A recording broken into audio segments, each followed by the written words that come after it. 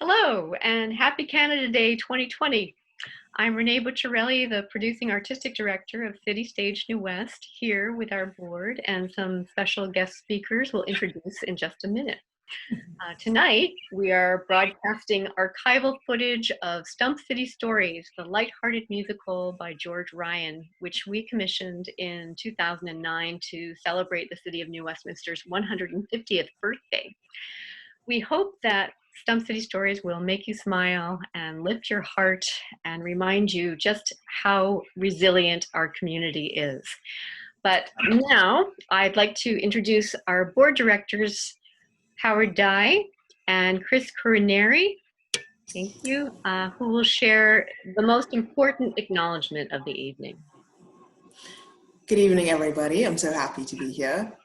On behalf of the board of City Stage New West, composed of settlers and immigrants, I'd like to acknowledge the Kikite First Nation, as well as all Coast Salish peoples on whose traditional and unceded territories we have the privilege to live, learn, and create. I wish to acknowledge that the work you will see tonight, while giving a nod to the Indigenous lives that were violently disrupted in 1858, does not investigate that disruption and its grave ongoing ramifications. We wish to thank and acknowledge Chief Rhonda Larrabee of the Kikite First Nations for her gracious attention to those facts in 2009 at the talkback of the original workshop performance. The version we are showing here tonight, and which I saw here in 8th grade as well. We humbly reflect on the fact that it is easier to deny Indigenous people their rights today if we simply pretend their struggles don't exist. For Indigenous folks, this is not a day for celebration. There is still a long way to go in Canada's efforts in reconciliation. As we gather on this occasion, let's also recognize the violence Canada has committed to the Indigenous communities and leave room and take care of those who don't celebrate it for a completely valid reason. We at City Stage New West commit to working towards understanding and actionable practices of reconciliation. Thank you, Howard and Chris. We'd actually like to encourage our audiences also to go to our website and take a look. You actually don't have to go to our website. You can just Google A Tribe of One. It's a short documentary that tells the history of Chief Rhonda Larrabee's family and the quest to revitalize the Kikite First Nation in New Westminster. You can find it on our history resource list on our homepage at citystagenewwest.org. I'd like to introduce our other board members and our special guests, and we'll start with Pansy Jiang, our longest time member of the organization, currently our treasurer, but formerly our board president for over 11 years. And Callan Dorval, our vice president, Ruby Campbell, Dan Jankowski, their board directors, and Nelson Ellis, our board director, who will share what has been our nonprofit's mission since 2007. City Stage New West aims to produce professional theater in New Westminster that entertains, educates, and enlightens while strengthening respect for Canadian diversity. So unable to be with us tonight is our board president, Dr. Chris Walmsley, and longtime board director, Barb Gainger. All of us are volunteers. And we're joined tonight by special guests for a talk back after the broadcast, starting introductions with Juana Capote, who is a curator at New Westminster Museum and Archives. Her exhibits at the museum have covered food security, fake news and media literacy, the history of plants in the city, saloons, and other aspects of New West past and present. Her background is in Asian studies with a focus on Chinese language and Chinese history. And she's also contributed generously to the history resource list we've posted on the City Stage New West website. Now, Arwinder Kaur, hi Arwi, who is the daughter of Mary Singh, the Granthi of New Westminster's Queensborough Gurdwara, one of the oldest Sikh temples in Canada. And Arwinder recently contributed artifacts and family history to the New Westminster Museum exhibit this past year, 2020, An Ocean of Peace, 100 Years of Sikhs in New Westminster, where she also spoke about the 1964 CBC documentary that was made about her family running to India. Welcome. And we have also historian, journalist, teacher Gavin Hainsworth, who with Catherine Freund Hainsworth wrote a New Westminster album in 2005, which was one of our primary resources for Stump City Stories. And later in the program, we'll welcome Wayne Wu, a New Westminster resident whose interest in local history began when he started researching his grandfather's store, Lum Key greengrocery that was a fixture in downtown New Westminster from 1925 to 1946. During the talkback, we'll thank all the many other people who couldn't be with us tonight but contributed in so many ways to this program. And we'll take a look at a few wonderful New West stories that aren't in the musical. Stump City Stories largely focuses on the white settler municipal history of the city since 1858. With homage to the Kikite First Nations and to immigrants from all over the world. The same year that we began the project, a book was published called Li Fao, Speaking Through Memory, about the history of New Westminster's Chinese community, and became a primary resource for the musical.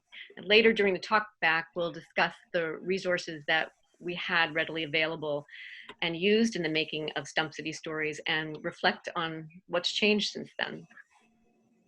If you can't stay for the talkback, please check out the resources we put on our website on the homepage. You'll find a diverse collection of videos, texts, and articles about other important New West stories, people, and events. This is City Stage New West's first ever broadcast, because we're a live theater company. Audiences participating on the Zoom talkback tonight are invited to send in your comments in the chat button and questions for our panel speakers via the question button. Icons for both are at the bottom of your screen. The video, oh there, now I'm working. The video you'll see tonight was never made to be shown publicly. It was made for archival purposes, and this was the first draft of the musical. We were working under the Canadian Actors Equity Association workshop contract, which dictates no costumes, no sets, not even clever lighting, as is suggested in one of the songs. And the actors, who had only 2 weeks of rehearsal, were required to carry their scripts in their hand. The footage itself is sometimes rough, but despite all, we think you'll find it quite enjoyable. We've edited the show to about an hour and a half and posted a link to the full-length 2-hour version if you want to catch the missing bits later. There will be no intermission. And you can find lyrics to all the songs at citystagenewwest.org.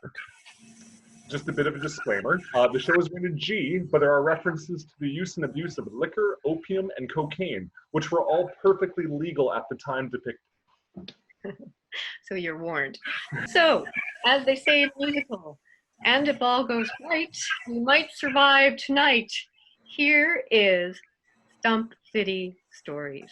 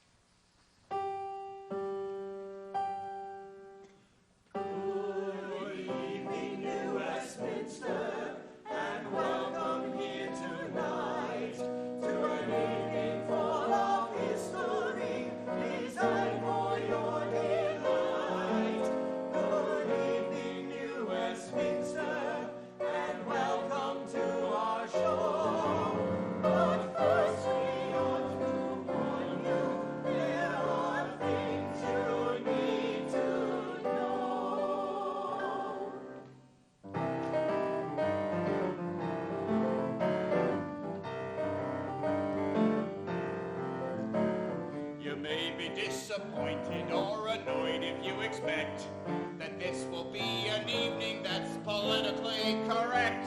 We plan on treating everyone with equal disrespect. Welcome to the show. Historians have written down times events might mean. They love their facts to be exact, they think that's really keen.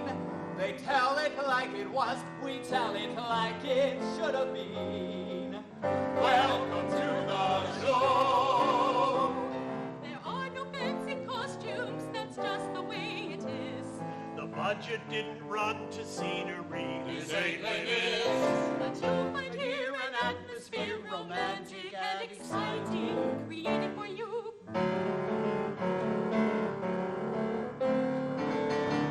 By clever lighting. Some tales we found were interesting and some were really boring. Some stories left us close to tears while others left us snoring. Some tales we found were dull and dreary, and others found rip-roaring. They'll be in the show. There's tales we know you love, and there's tales that will be hated. And some will be precisely true and some exaggerated. We'll cheerfully quote what some people wrote, but be it clearly noted, we're not just misquoting. Ain't even footnoting. So let's greet this anniversary with some loud applause and cheers, and celebrate the foresight of those hardy pioneers. The city's managed to survive for 150 years. And if all goes right, it might survive tonight. So welcome, New Westminster, to your show.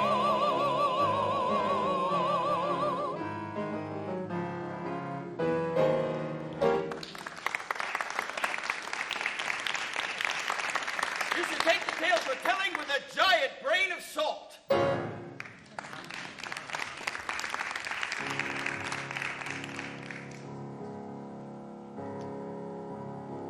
In the beginning, there was mud. There was ooze and a primeval mist. In the midst of this great swamp lived a primitive, simple, and unorganized people, struggling to survive, huddled together and desperate to find ways to cross the giant Fraser River that seemed to dominate their lives. But enough about Surrey.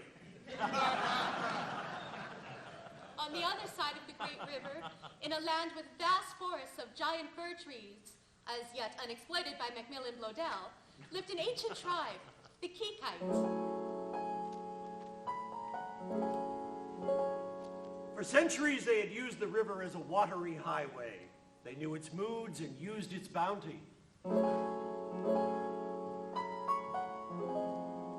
The Kekite occupied the shoreline, harvesting salmon and oolakan, and that ghostly creature of their mythology, the white sturgeon.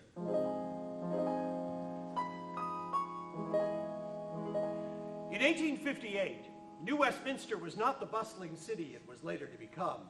There were no lumber mills, no giant bridges spanning the Fraser, no breweries. Not even a casino. St. Mary's Hospital was not there. And the first May Queen hadn't yet been born. There was only an impenetrable forest of pine and fir. Imagine. Imagine. Imagine. Imagine now. That once there was a land unspoiled, where mighty mountains touch the sky. Ancient forests clothe the slopes, the giant Fraser flowed right by. On its banks an ancient tribe, Born to hunt and to fish and to die. Every year was just the same. the salmon ran and the oolakan came. And this was the way their lives were arranged until the year that everything changed. when along came the miners looking for gold, coming to a land that was uncontrolled. People in London in charge far away said, don't let the miners take over that way. We must bring law and order, we must build a stockade, and then sell off the land so a profit can be made. So, the Royal Engineers were dispatched on this mission and were given their mandate by a top politician. Colonel Moody and soldiers of the Royal Engineers. Sir Edward Bulwer-Lytton, Secretary of State for the Colonies. You are going to a distant country, not, I trust, to fight against men, but to conquer nature. Not to besiege cities, but to create them. Not to overthrow kingdoms, but to establish new communities under the scepter of your own queen. Sir Edward enjoyed words and the sound of his own voice. You, the soldiers of the Royal Engineers, have been specifically selected from the ranks of Her Majesty's army. Wherever you go, you carry with you not only English valor and English loyalty, but English intelligence and English skill. Later, Sir Edward would become a well-known writer of Victorian novels.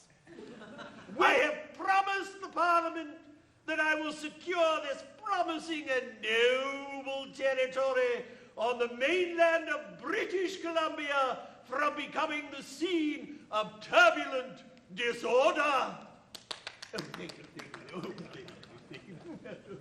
Considering the wild unknown into which Sir Edward was sending these sappers, the opening sentence of his novel, Paul Clifford, seems most appropriate. The book begins with one of the most striking sentences in English literature. It was a dark and stormy night. My dearest Sarah. A letter from Second Corporal George Hand of the Royal Engineers to his fiancée, Sarah Jane Crossland of Lancashire, England. My dearest Sarah, after all the excitement of the departure from Gravesend, we settled down to our long journey to the Pacific colony. We arrived in this remote wilderness on Christmas Day. These words from my beloved, from far across the sea, are written in this letter, and mean everything to me. And though they take so long to come, when sent from far off shores, the word that all the most welcome at the end. My darling friend, I remain forever yours. I remain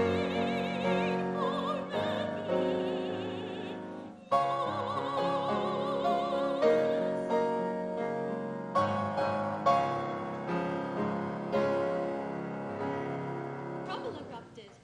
The colonial governor, a fellow called Douglas, and our Colonel Moody could not agree where the capital city we had come to build should be located. They argued furiously. He wants to put the capital where? Colonel Richard Clement Moody, commander of the Columbian detachment of the Royal Engineers. Gentlemen, my mandate from the colonial government in London is clear. I am to select a site and design a capital on the mainland of British Columbia. As governor, I have already declared the land around Derby, near Fort Langley, to be the crown property. Sir James Douglas, governor of British Columbia. We will build a courthouse, a jail, and a church. Derby is too close to the American border. I've had this land surveyed. It is on the wrong side of the river. It is not safe. Lots have been sold. Many lots. Lots of lots. Your site cannot be defended against an American invasion. My government has raised $60,000 from the sale of land. I have found a better site nearer the mouth of the river. Important merchants have bought property there. On higher ground. Government officials have invested large amounts. Rich forests surround my site. There will be good land for gardens. You will make many enemies in Victoria. The highland is raised about the flood level. Enough lowland is nearby for a great seaport and a capital city. I have been put in an untenable position. The Hudson's Bay Company will be furious. These important men will not allow... I have been given the authority to choose the site. I can make it unapproachable to any enemy. As a military position, it is rare to find one so singularly strong by nature. This is where we shall build. We must keep the Americans out. His argument has a certain contemporary resonance. As I was sitting in Starbucks the other day, exhausted after shopping at Walmart, sipping on a Diet Coke and browsing through a copy of People magazine and worrying about the future of softwood lumber, and wondering if Barack Obama will be coming to the Winter Olympics, I gave thanks for the way that Colonel Moody had managed to keep the Americans out. But I digress. Back to the debate. And what sort is to become of those citizens of Victoria who bought land at Derby that will now be worthless? You should let them grumble a while, and then offer them an exchange for land in the new capital at a somewhat higher price, of course. Well, that might satisfy them, and the extra money from selling them more land at the new capital might prove to be very useful for the colony's coffers. My dearest Sarah, so much has happened since I wrote you last. The question of where the new capital is to be built has finally been resolved. The governor himself came over from Victoria to read the proclamation. July 20th, 1859. By command of His Excellency James Douglas, Companion of the Most Honorable Order of the Bath, Governor and Commander-in-Chief of British Columbia and Vice Admiral of the same, whereas Her Majesty the Queen has been graciously pleased to decide that the capital of British Columbia shall be styled the city of New Westminster. Now therefore I, James Douglas, do hereby declare and proclaim the town heretofore called and known as Queensborough, and sometimes as Queenborough, from henceforth should be called and known as New Westminster, and so described in all legal and official documents. Colonel Moody, honored guests, members of the regiment, ladies and gentlemen, we beg to put before you the hitherto untold, and even possibly true, story of how New Westminster got its name. Be warned, close attention must be paid. Governor Douglas delighted declaiming all manner of matters in proclamations, but would not be good at the process of naming a town that was founded as his own creation. The town that was down by the Fraser would grow and expand into land past its fortifications, proclaim a new name, get a marketing slogan to woo settlers who had some wealthy relations. The road to the naming was most well intentioned, but just as the best thought of plans go astray, it was thought unimportant what name had been mentioned. Naysayers just made up their own nicknames anyway. Some people from Victoria, I think you'll find, were the nicknamers who were most unkind. They called it Stump City, 'cause all around, all you saw were giant tree stumps stuck in the ground. They said that Stump City's a real disgrace, and really just a pimple on creation's face. A name like Stump City can do no good. Besides, it sits beside a stream of liquid mud. It's clear that Stump City must be renamed. Let's find a name of which we'll never be ashamed. Perhaps it could be called Sapperville, or might be named Moody Town. And now we've got our very own sawmill. Would timberlands get a thumbs down? swamp just north of the city that we're naming after Robert Burnaby. And we like the name upstream from Delta, but we hate it down the river from the pit. It's the pits! And we thought we might have to worry when we heard that Surrey might be it. Oh, surely not. Let us tell you all in a hurry.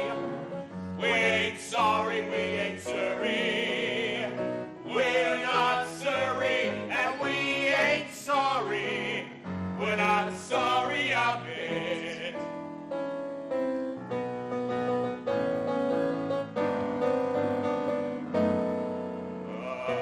Sadly, Stump City still remain, even though the people all complain and complain. And so for Stump City, what would be politic? We should name it for the Queen, so let's get off to London quick. Let's go.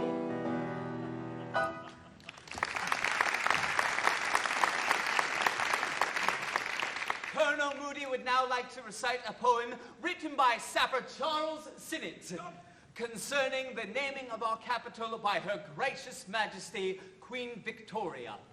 God save the Queen. God save the Queen.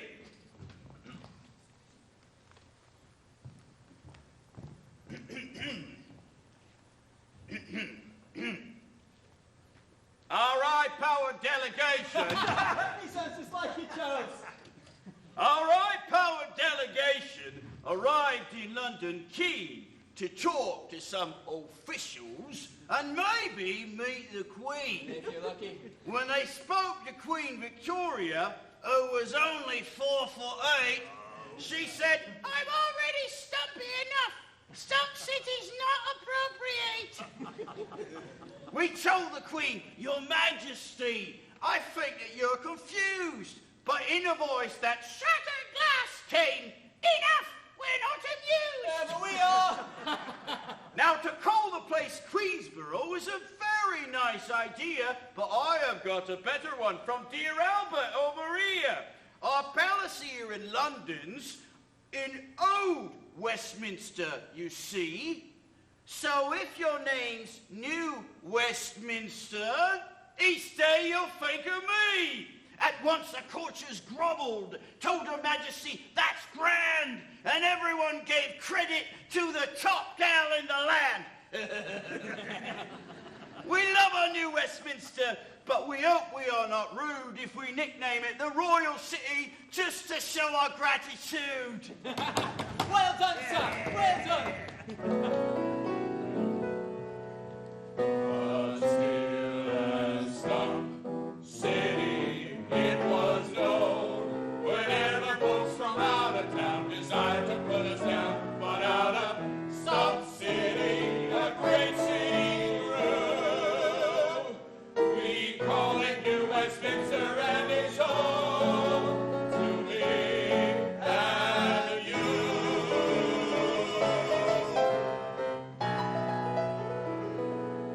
We're not Surrey.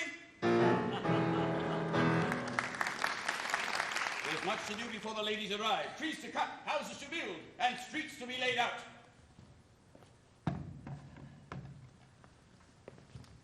In 1860, the first council elections were held in my new city. Henry Holbrook led the poll with 22 votes. Mayor Wright is still trying to discover the secret of Holbrook's landslide victory. The council's first item of business was to clear and lay out the streets. We regret to draw your attention to the lack of originality given to street names. The north-south streets were called First Street, Second Street, Third Street, all the way up to 23rd Street, at which time the boundary with Burnaby was mercifully reached. I was pleased to discover that considerably more imagination was shown in the naming of the east-west avenues. Names were given such as Royal Avenue, Queen's Avenue, 3rd Avenue, 4th Avenue, 5th Avenue.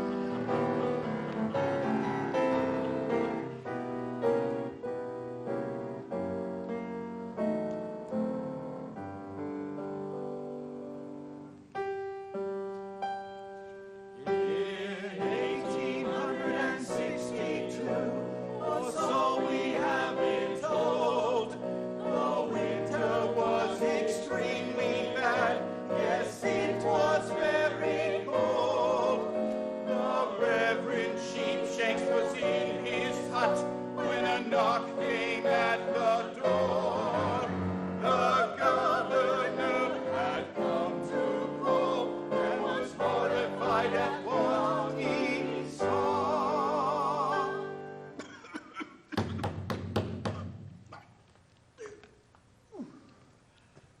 My God! Whatever has happened to you, sir? Ah, Governor. The Reverend John Sheepshanks, first rector of Holy Trinity Church. I have caught rheumatic fever from my misadventures on the river. This is quite another story. You'll have to read his book. Well, this cannot be allowed to continue. This hut of yours, this wretched shack, is no place for a clergyman, a gentleman, a scholar. I had become so habituated to my surroundings that I was rather surprised at this depreciatory view of my household. What can be done? We have no money for a new house. Well, when I return to Victoria, I shall begin a list of subscribers. I will head that list myself. In a few months, we will clear a space in the forest and to begin to build you a parsonage in keeping with your position. After all, you are representing the Church of England here. And the governor was as good as his word. Within a few months, money was raised and a suitable rectory was constructed. But first, I had to survive the winter of 1862. In 1862, by Sheepshanks we've been told, the winter was extremely bad. Yes, it was bloody cold. March the 8th, 1862. It has been so cold that the Fraser River is filled with large floes of ice.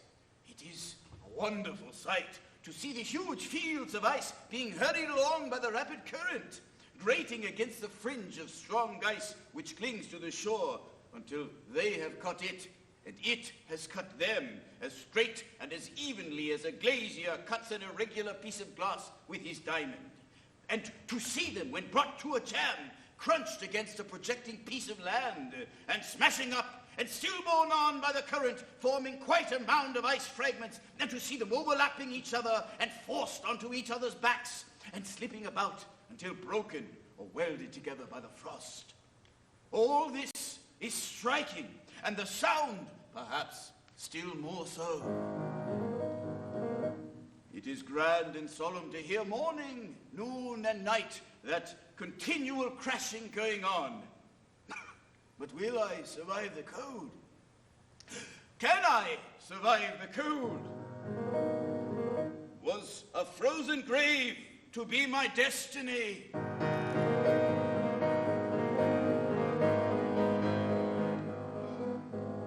Winter's icy blast freezes my very soul.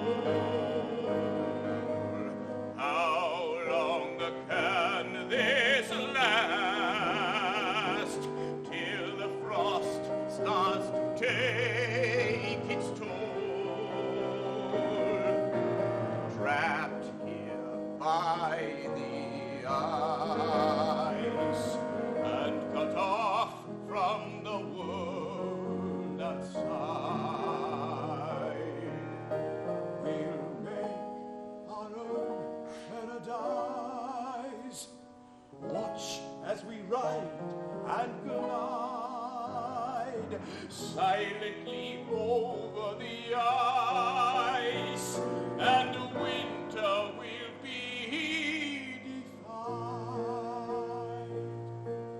Despite all the discomfort and difficulties, it was wonderful how much the whole town would enjoy the great freeze of 1862.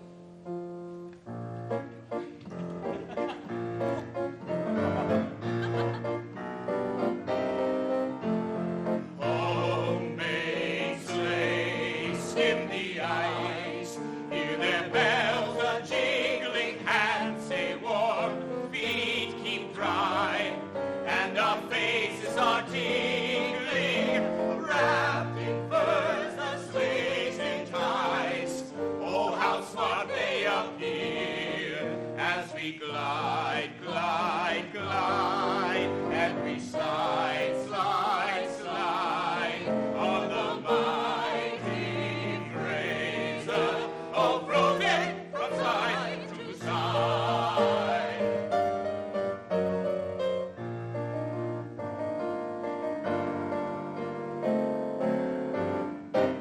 ice floes crack. Wind is at your back. On a glassy track for your sleigh. Hey! Great surprise in store when from the Brownsville shore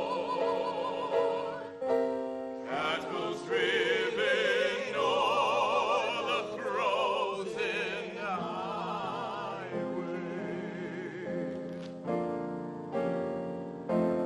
In the town, all life stops. All the training's ended, boats don't come. There's no news. Isolation's quite splendid. From the forest we'll shake sticks for some hockey on ice. We will shoot, shoot, shoot. No one gives a hoot. Though our bodies soar, we can score, score, score. As we glide, glide, glide, and we slide, slide, slide on the mighty brazen, all frozen from side to side.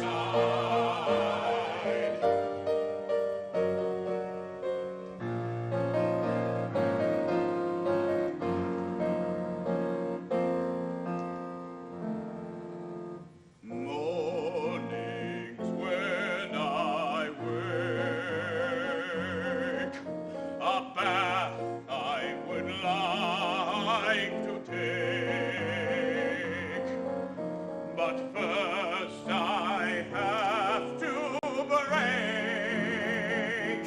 all the ice that's formed in my bucket.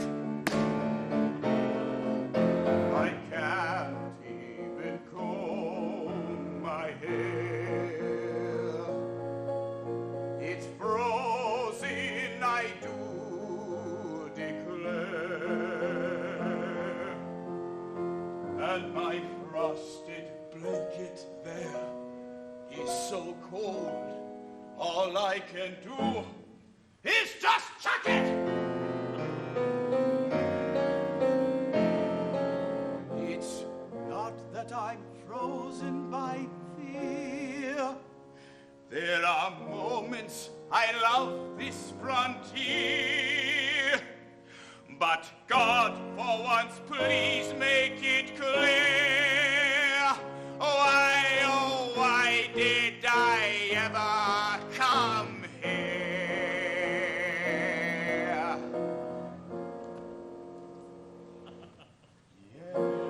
Yes, it was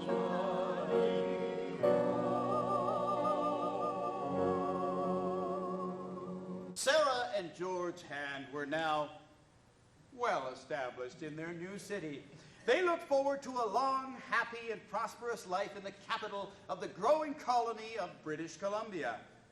They could not have known how their circumstances would suddenly change. A devastating event was to occur, an event that would change the history of New Westminster forever. The story begins in Sapperton, in a house close to Noah's Ark, the name given to the Legislative Assembly's meeting place. You know the legislature meets today. Robert Kerr, legislative treasurer. Over in Noah's Ark. That drafty old place. Mrs. Kerr, a somewhat reluctant resident of New Westminster. You all catch your deaths from the cold there. Yes, my dear. It could have been a fine building if some sort of warming it had been provided. I've invited a few members to join us and take preventative measures against the cold before the important business of the day. What important business? Well, nothing less than the choice of a capital city for our newly united colony. Well, the only possible choice is Victoria. This Westminster is just a small village, one street along the waterfront, no proper shops to buy clothing, and peculiar people who spend their days sitting over hot stoves in public houses and all talk about politics. Just politics. I can't wait until you move the capital back to Victoria. Well, that's what we plan to vote on today, but there is a problem. A problem? What kind of problem? Well, the legislature is full of good men, sound and trustworthy men, mostly appointed by Douglas while he was still governor. These men can be relied on to vote the right way. Then what is the problem? Oh, well, we also have these elected representatives, some unfortunately with quite independent minds, who've expressed doubts about our proposal. They could be persuaded to keep the capital here by a powerful speech by someone like Captain Franklin, the one we call the British Lion. So Franklin needs to be taken care of, and that's where you can help. I like Captain Franklin. I enjoy his stories from when he was sailing around India. We all like him. He's a very genial sort. But in this matter, he's against us. How can I help? Well, you are the mistress of a house that is very close to where we meet.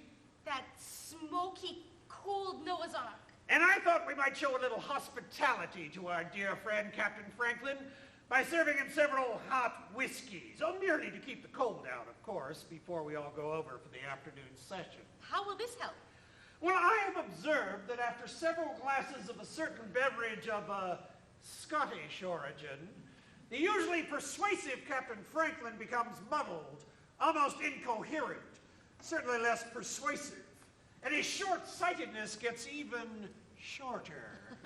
Now, if the good captain is not at his best this afternoon, he will not win the argument, we will win the vote, and the capital will go. Captain Franklin.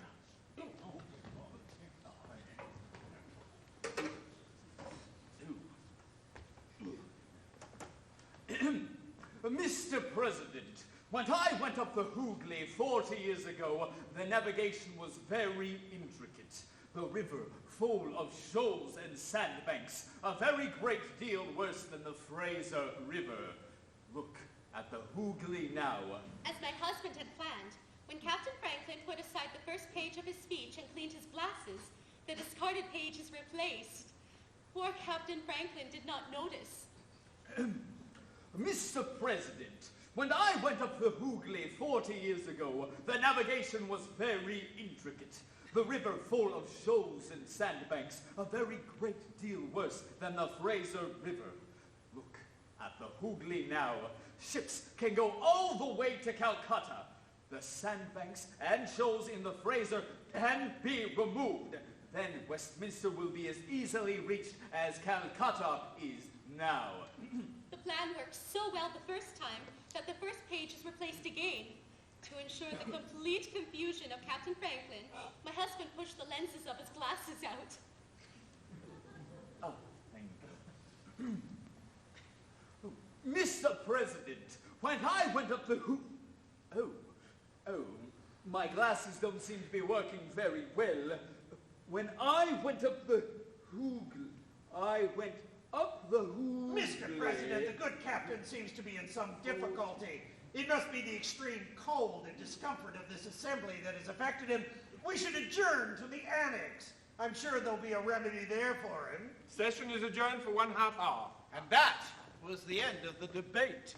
After a half hour partaking of additional beverages of a Scottish origin and the complete disappearance of the lenses of his glasses, Captain Franklin was even less able to be persuasive. All that remained was for the vote to be taken. The result was inevitable. The landowners, businessmen, and Douglas appointees, allied with members from the Caribou, were able to effect what was later called a desire for personal gain. The roll call begins. Enemy of New Westminster. Yay! Mr. Robert Kerr. Convivial host. Yay.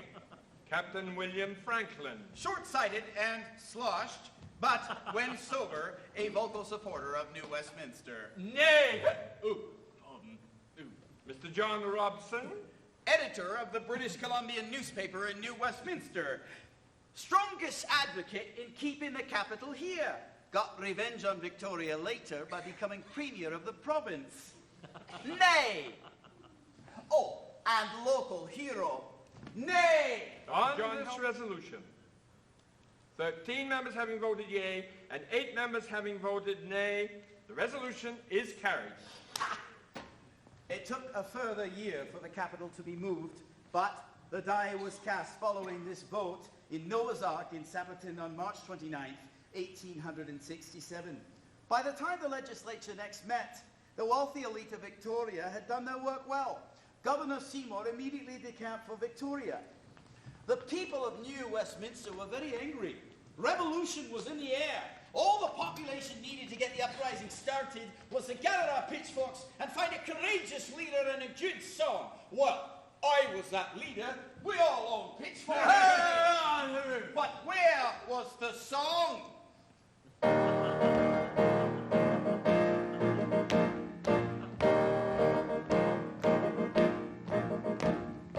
Who stole our capital away?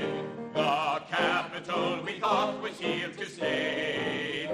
We had only just been named when the scenery was proclaimed. So who are the crooks who should be blamed? Who stole the capital from us? Hoping we would soon forget and never make a fuss. We want to know for sure if they are living in Victoria, those dirty, rotten thieves who stole our capital away.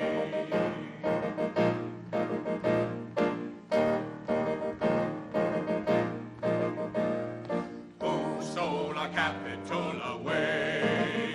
Yes, what have those criminals to say? Oh, their crimes they are denying, but we all know they are lying. Their lips were moving, sound was coming out. We must take this betrayal personally. Let's catch these traitors, jail them, and then throw away the key. 'Cause what we know for certain is behind their opaque curtains sit the dirty, rotten thieves who stole our capital away. Was it island politicians who were lying through their teeth? Was it businessmen with interests always hidden underneath? Were there far too many members who had worked for Hudson's Bay? Was it drunken legislators who forgot to have their say? Was it merchants from Victoria who were scared of losing trade? Was it newly minted tops with reputations to be made? Out of all the answers we considered, one we really love, it wasn't any one of them, it's all of the above. All of the above. It's no use that everyone complains. There is just one question that remains.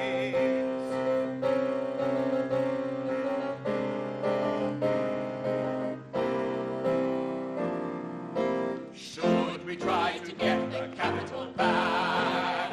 Should we put this proposition to Don Black?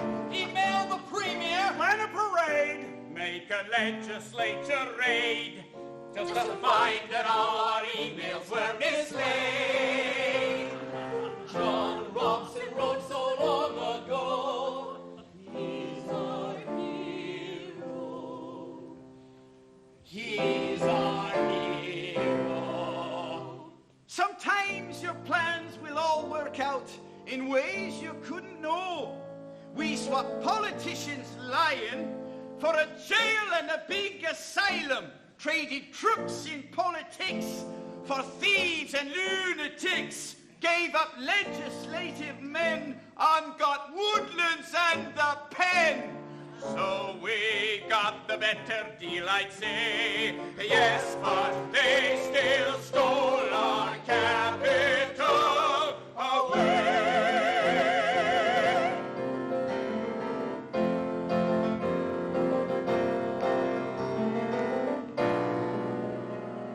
Pitchforks can be purchased and petitions can be signed by the people, we the people, post-performance. After the capital left for Victoria, times were hard for a while, but gradually George's business expanded. He was able to buy a hardware store, and with all the new trade, we were able to afford a big house on Agnes Street. We could also afford to employ a Chinese houseboy, Cheng Wei. We loved him, and he stayed with us as our cook until he died. He had a son, Cheng Go, whom we have known since he was born. His father did not leave him very much when he died, except a small box we found in his room. Cheng Wei called it the Box of the 5 Miracles. We gave it to Cheng Ko.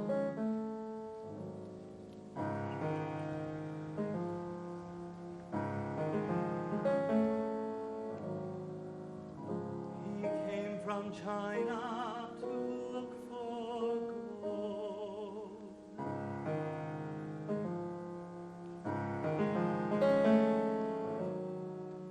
And make his fortune, so he'd be told. A man who thought he would never grow old, leaving a wife in China far away, hoping they'd meet again someday.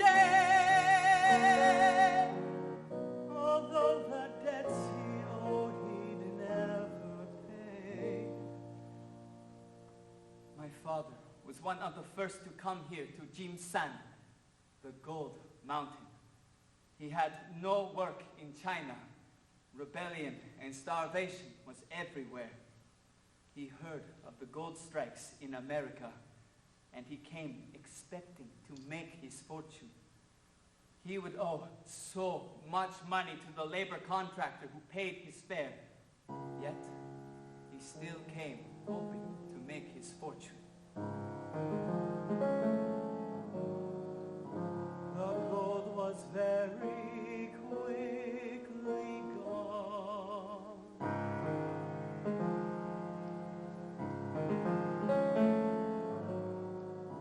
The debts he owed went on and on. Worked on the telegraph to Gwinnett. The job was hard, a worker's life was hell.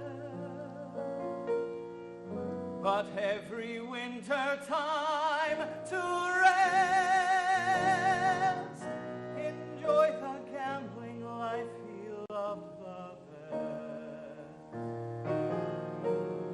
and smoke the opium pipe here in New West.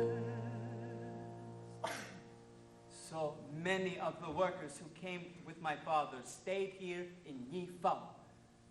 Yifao, the second port, New Westminster. We had the largest Chinatown in British Columbia. We were merchants, laundrymen, and market gardeners. We would feed and dress the white men.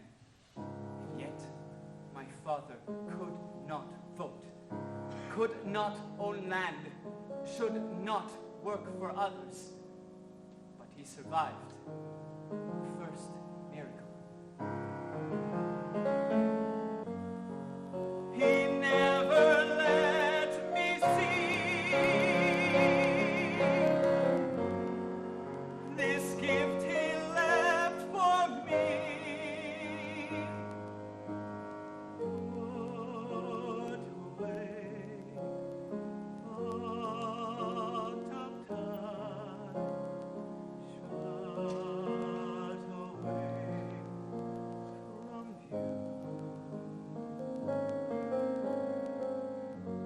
Always hidden out of sight.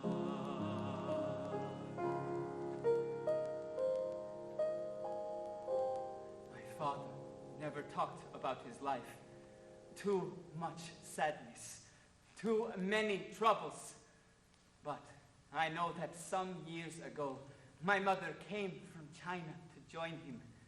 And then I was born. Another miracle. My father then had some very good fortune. He became a houseboy for the Hand family, perhaps a third miracle. Mrs. Hand gave him this picture. It is of my father with their family. To have this picture to remember him by is the fourth miracle.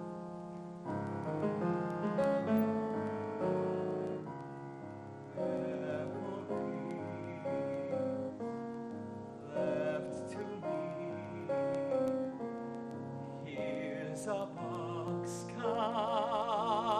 containing a whole life, treasures of a lifetime. These treasures sealed by loves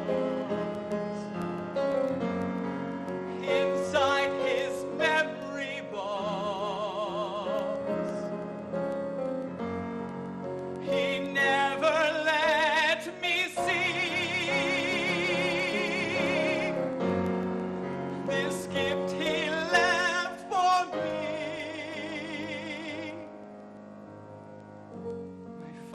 has been laying in the house for 5 days.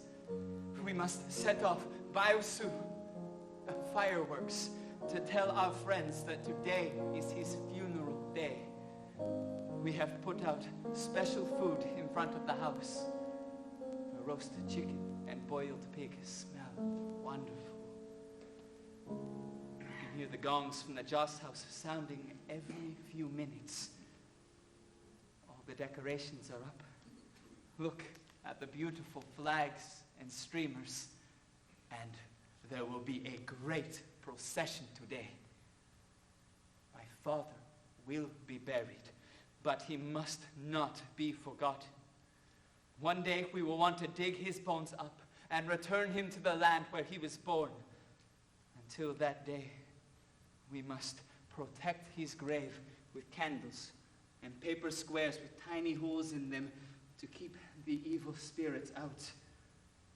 The day we take him back to China is the day of the 5th miracle. Put away thought of time, shut away from view.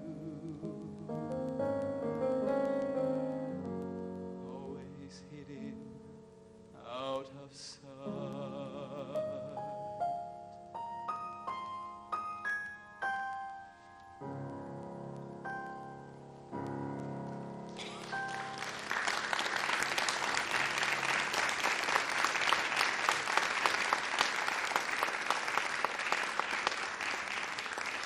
Soon we were living in peace. It was so exciting. Electricity was brought here, and soon after came the interurban tram. We could visit family all the way to Vancouver. I got a job as a cleaner at a large business in Chinatown, Ying, Tai and Company, on 10th Street in Carnarvon. I was working there on the night of September 10th, 1898, when I saw a small red glowing light down by the river, just by where the paddle boats tie up. I watched, but could not believe what I saw. I had to tell someone.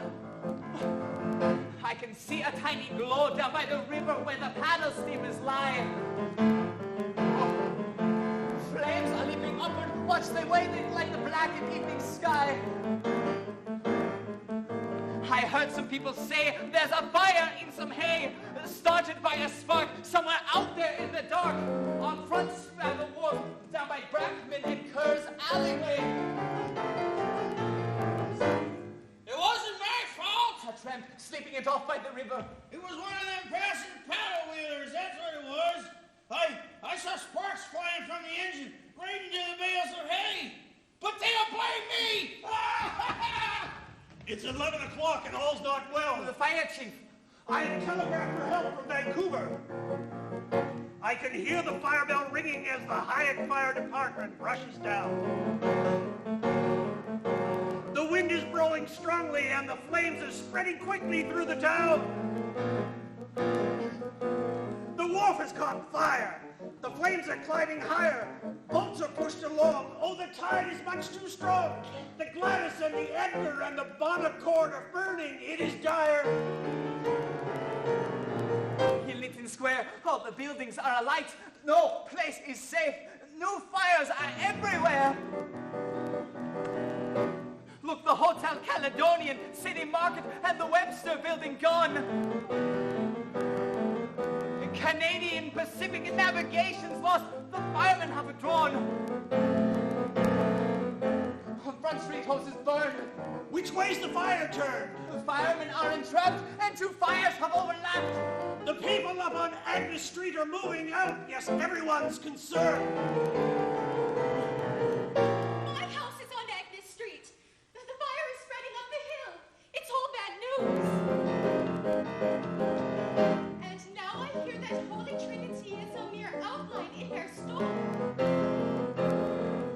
The bells have all been melted, and the tower is just standing on its own. The Reverend Sheldrick saw a wheelbarrow, and therefore the candlesticks were saved, and a lectern Douglas gave when Sir James was still the governor of the province many, many years before. My beloved church is destroyed! Alfred Sheldrick, rector of Holy Trinity. Our precious bells have been melted. Only a few treasures saved. This has happened to us before, but we are still here. We shall build again. The walls are burned, but they still stand. The tower remains intact. But our bells, our melting bells. Perhaps it will not look so bad in the morning. But morning came, and what we saw looked even worse than we had imagined. For some, the shock had been too much. Mun Lee, the head of Kwang Wing Lung, dropped dead after he saw a dreadful sight. $20,000 worth of opium in his store was burned last night. This was no tale or lie, and though some tried to deny, what had made so many cry was that only the flames got high.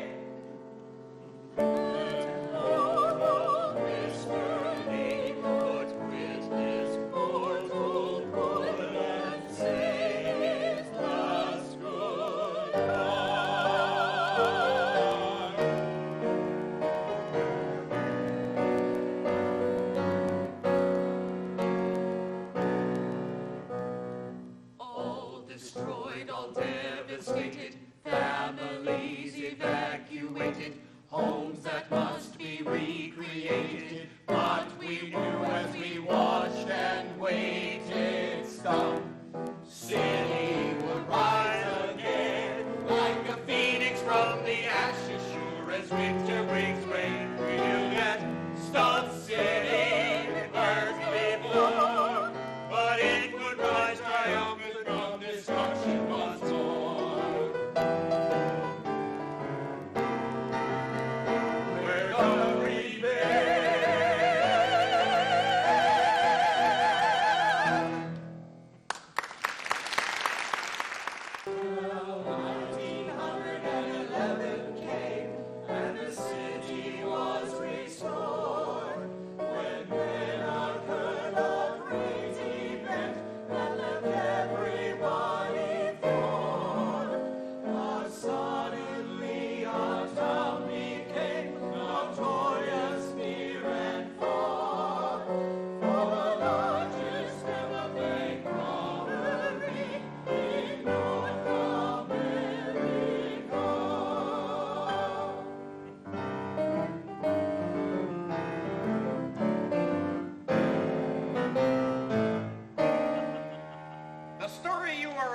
Here is true.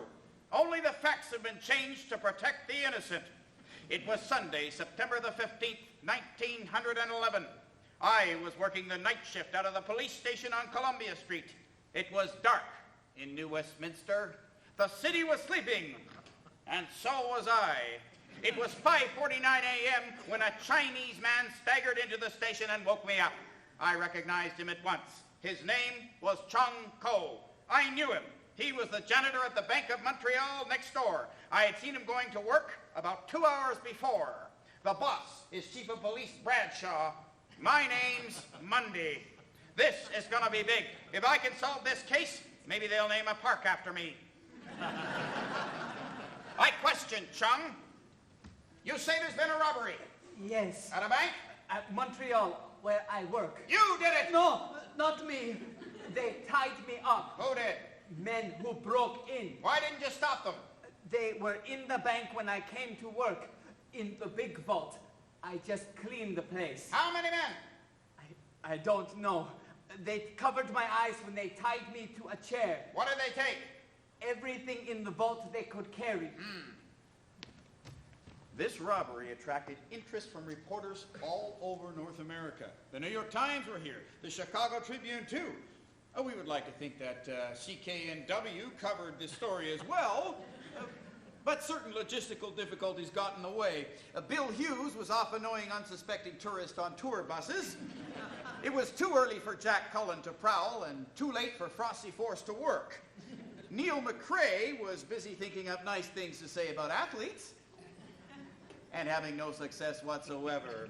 Oh, and the fact that the station would not be established for another 30 years created other difficulties. But if they had been there, one of their dynamic young reporters might have asked. So, Chief Bradshaw, how much was actually taken? About $320,000. They took all the large bills and the gold. Silver and small bills were left on the clerk's tape. Why was there so much money in the bank? Oh, it was to pay the salmon fishermen and for payrolls at Fraser Mills and for the hop pickers at Chilliwack and Agassiz. How exactly did they open the vault? Well, the robbers used a pick to tear away bricks from the wall of the vault on the cellar stairway. Corners and cracks were filled in with nitroglycerin. Probably only one charge was needed. Mr. Bradshaw, the police station is less than 10 yards away. Why did your officer hear nothing? Was he asleep? Certainly not. Betting from the clerk's room plugged the hole in the wall. Where was the clerk? We were told he slept at the bank. The manager had sent him to the Cloverdale branch. Really? The manager? What if I were to tell you that sometime later the manager would retire and buy the largest estate in Queen's Park? Typical unfounded media speculation. How did the robbers get away? We have a report of a powerful motor car being stolen from Mr. T.J. Trapp's garage. We found it abandoned up on Royal Avenue. They probably used that. Who do you think did this? Well, judging by the thoroughness of the job and the tools that were used, I believe it was the same gang that's been working in Vancouver. Chief Bradshaw, this is supposed to be a very secure bank. How did the robbers even get in? Well, that's easy. From the outside. With this immortal response, the questions ended. Sometime later, some of the stolen money was found under a wooden sidewalk on 4th Street. During the next 2 years, several people were arrested with some of the money from the robbery in their possession. Martin Powell was arrested in Detroit with $2,500. His trial here resulted first in a deadlocked jury, then in an acquittal, after which he left immediately for the USA. Oh, he was shot to death several years later. We do not know what happened to most of the money, but we do know that New Westminster was the site of the greatest bank robbery on the North American continent. The robbery of the century!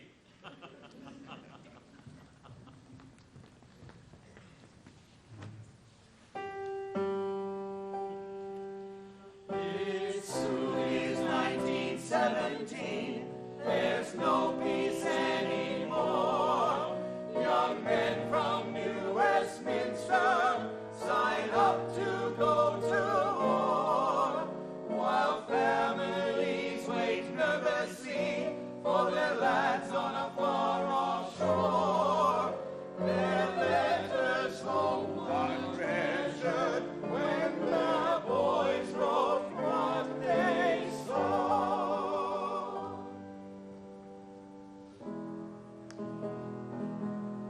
France, March 15th, 1917. Dear Mother, I am so tired of sitting in a mud-filled trench waiting for the war to continue. They tell us that these fields of mud used to be covered with beautiful red poppies as far as the eye could see. Well, there are no poppies anymore. The rain and the constant traffic of feet have crushed them into oblivion. Next time you send a parcel, I would like a pair of socks. It is so very quiet as I write this. I hope nothing comes to disturb the silence of the night. When it is quiet, we are still safe. Stay safe, son. Please stay safe. Oh, blow the wind gently o'er the red fields of Picardy. Lay the horn softly if you're going to advance. So beat the drum faintly so you don't wake the enemy. Enough blood is staining the far-off fields of France.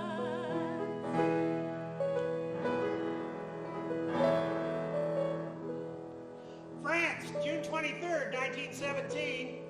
Dear Ma, since I wrote last, we have done another turn of front line and are now again in the supports. I'm now in charge of a Hotchkiss gun with a crew of 3 men.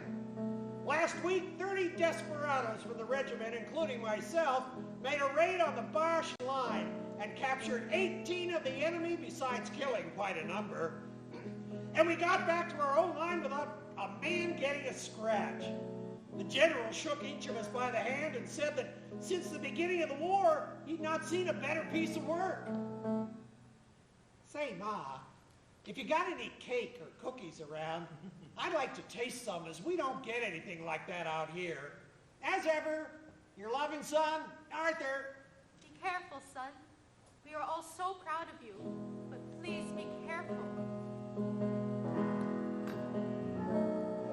So take each step slowly in the bloodied mud of Picardy. Wave the flag proudly if you should get your chance. Please load the gun safely. They do enough injury when killing the enemy in the far-off fields of France.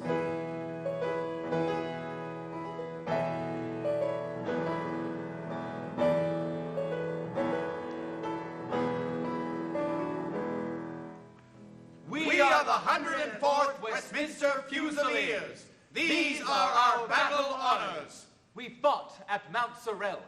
We were present at the Somme, Ancre Heights, and Arras. We died at Vimy Ridge. We captured Hill 70. We were there at Ypres and Passchendaele, Amiens, Scarpe, Drocourt-Quéant.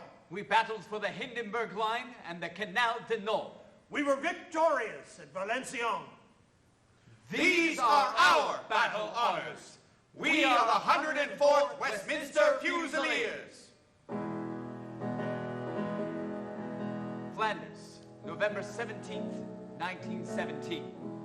I suppose you want to know how I felt the first time under fire. Well, I'll tell you what every man will if he speaks the truth. I was frightened. Everyone is frightened under shell fire, but the thing is not to show it. If an officer ducks and runs for cover, he may as well quit, because he's through as far as his men are concerned. They always look to their officer, and if they trust him, he can ask them to do anything, and they'll do it.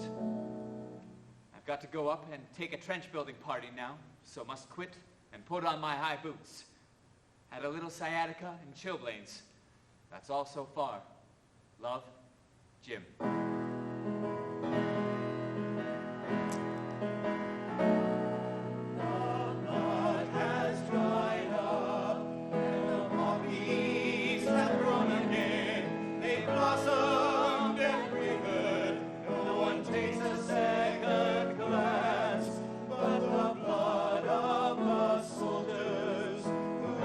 See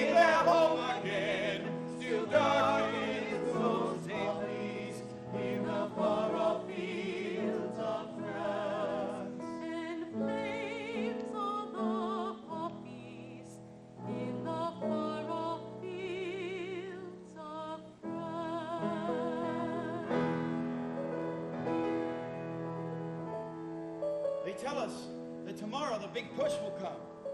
In many ways, I look forward to it after all this time waiting around in these stinking trenches. But in other ways, I dread it, as we do not know what resistance we will meet tomorrow. However this comes out, please know that I will love you always. As ever, your loving son, Henry. But even the worst of wars end, we were the lucky ones. We survived. And finally, we were on our way home. Now our fighting is done, all our battles are won. We can't wait to get back home again. Halifax on a ship, just a short ocean trip, and then ride across country by train. Now the great war is past, we are back home at last to reclaim what is left of our lives, which will be bittersweet and remain incomplete if we spend it without a good wife. But a wife of that kind is not easy to find when we haven't a great deal to bring. Well, I think you might find many girls will be kind if you fought for your country and king. And these dreams could come true. I could share them with you In a house in the brow of the hill.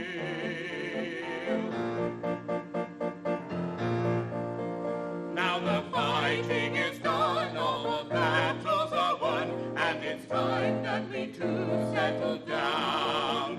Buy a house, what a thrill, on the brow of the hill. It's an excellent part of the town.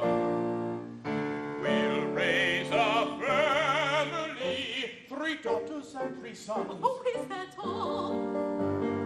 We'll start a business that will make enough to satisfy us all. Our sons will make us proud, and for the salmon bellies play one day. Our daughters will, I say, be crowned as new Westminster's Queen of May. See children dancing, looking cute, their joy is absolute. Hear the Hayek and both batteries loud salute.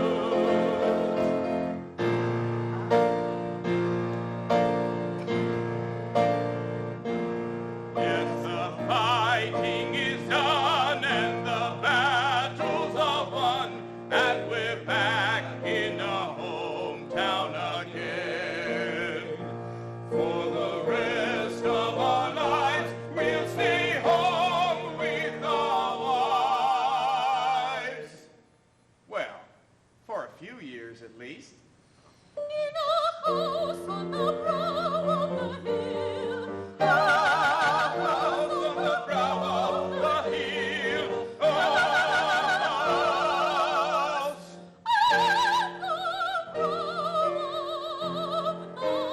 We're aware what we've been missing, picnicking and going fishing, but we've got what we've been missing. We've come home at last.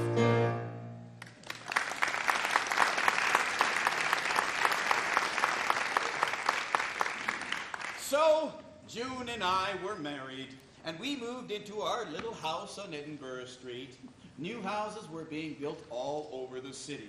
The Hayward family built a large new house in Queen's Park. There were rooms for the servants and a den for Mr. Hayward. There were 6 bedrooms and even an indoor bathroom. But the most important room was the front parlor. Important meals were eaten here. Great-grandparents were laid out and buried from here. But its most important function was as the meeting place over afternoon tea for the ladies of the neighborhood. Every week, they would gather with their copies of the Columbian clutched tightly to their bosoms, ready to read the latest news of what their neighbors had been doing, and more importantly, read between the lines of what had been reported. A scene of idyllic tranquility, total propriety, and, well, he'll tell you the rest. Some elegant music, please.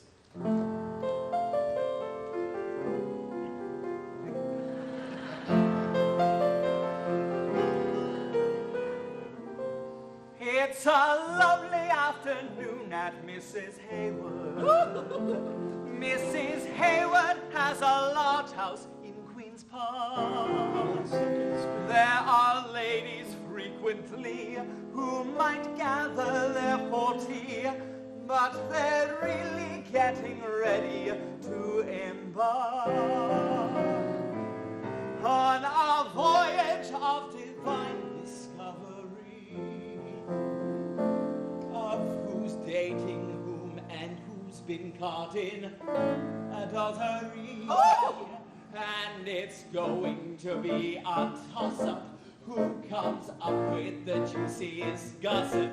Mrs. Hayward, Mrs. Johnston, Mrs. Evans, Mrs. Abbott, not for me.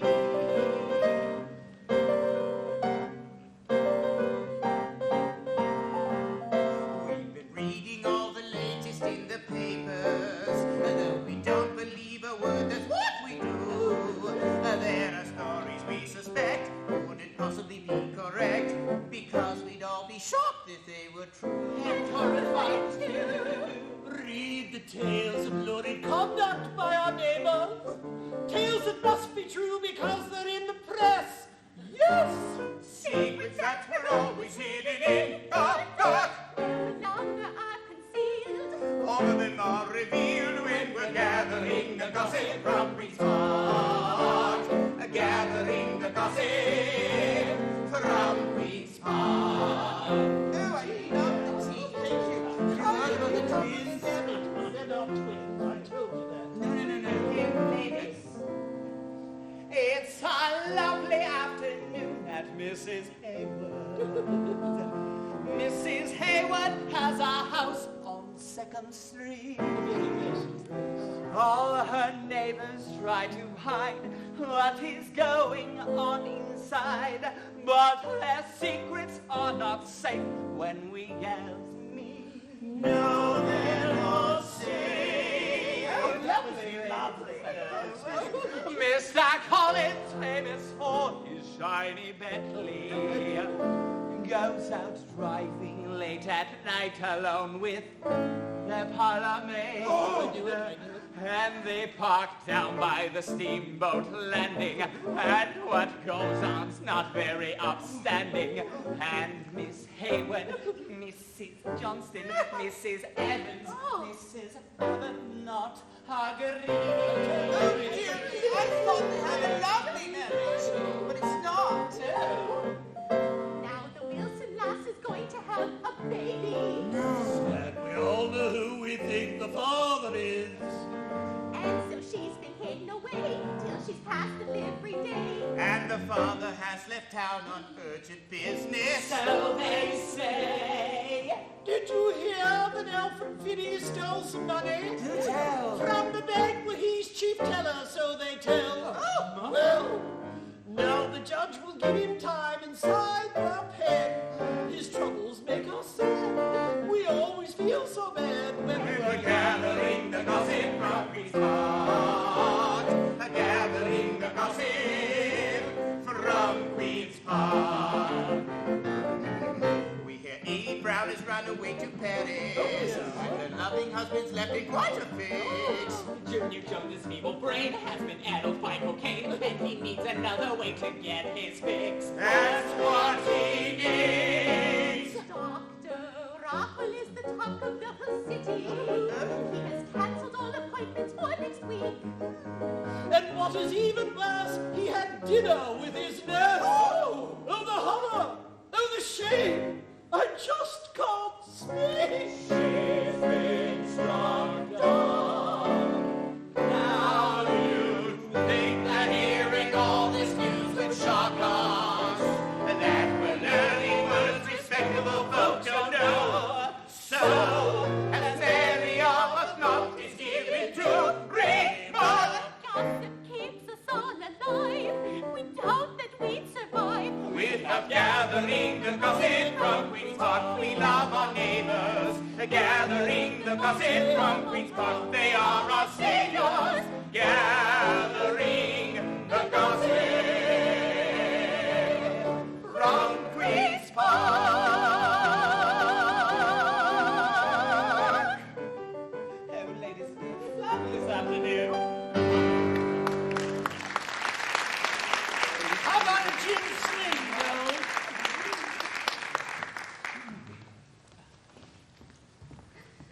Henry, I am so happy we didn't live among those rich people in Queen's Park. Oh. I couldn't bear spending all that time just listening to gossip. Life should be fun. Like it was when we were courting. And your mother tried to catch you sneaking out of the house to come and see me. Yes, she never got over the fact that when I came back from the war, I was already 23 years old, not a little boy anymore. It wasn't that we were trying to do anything wrong. We never went over to that speakeasy in Queensborough. Didn't we? Oh, no, we didn't. But there was one thing we did that nobody ever criticized us for, because they were all doing it all the time. Not that, dear. Remember how we would take a ride on the tram, on the interurban? Now, nobody could complain about that. Although, I admit we didn't always ride it for the same reason our parents did. Yes, we would gather up our friends, go down to the depot on Columbia Street so our folks didn't see us getting on, and ride everywhere. And you would scrunch down really low in your seat so you're going up Park Row so your mother wouldn't see you as the tram passed by her window, which she spent a lot of time looking out of. Those were some of the happiest times we ever spent when we were courting. And we could go all the way out to Steveston or even Chilliwack, and then flip the seats over and ride all the way back on the same tram. For a few pennies, we could ride into Vancouver, if we wanted to. Those were the days. Too bad they're long past. You may be past it, but I'm still young enough to remember them. And all our friends that would climb aboard the tram with us. Oh, we traveled with pride every time we would ride on the old interurban line. When our parents allowed, we'd go out with the crowd just as long as we're home before 9. As we rattle along, grab a strap and hang on, life is great, peachy keen, life is fine.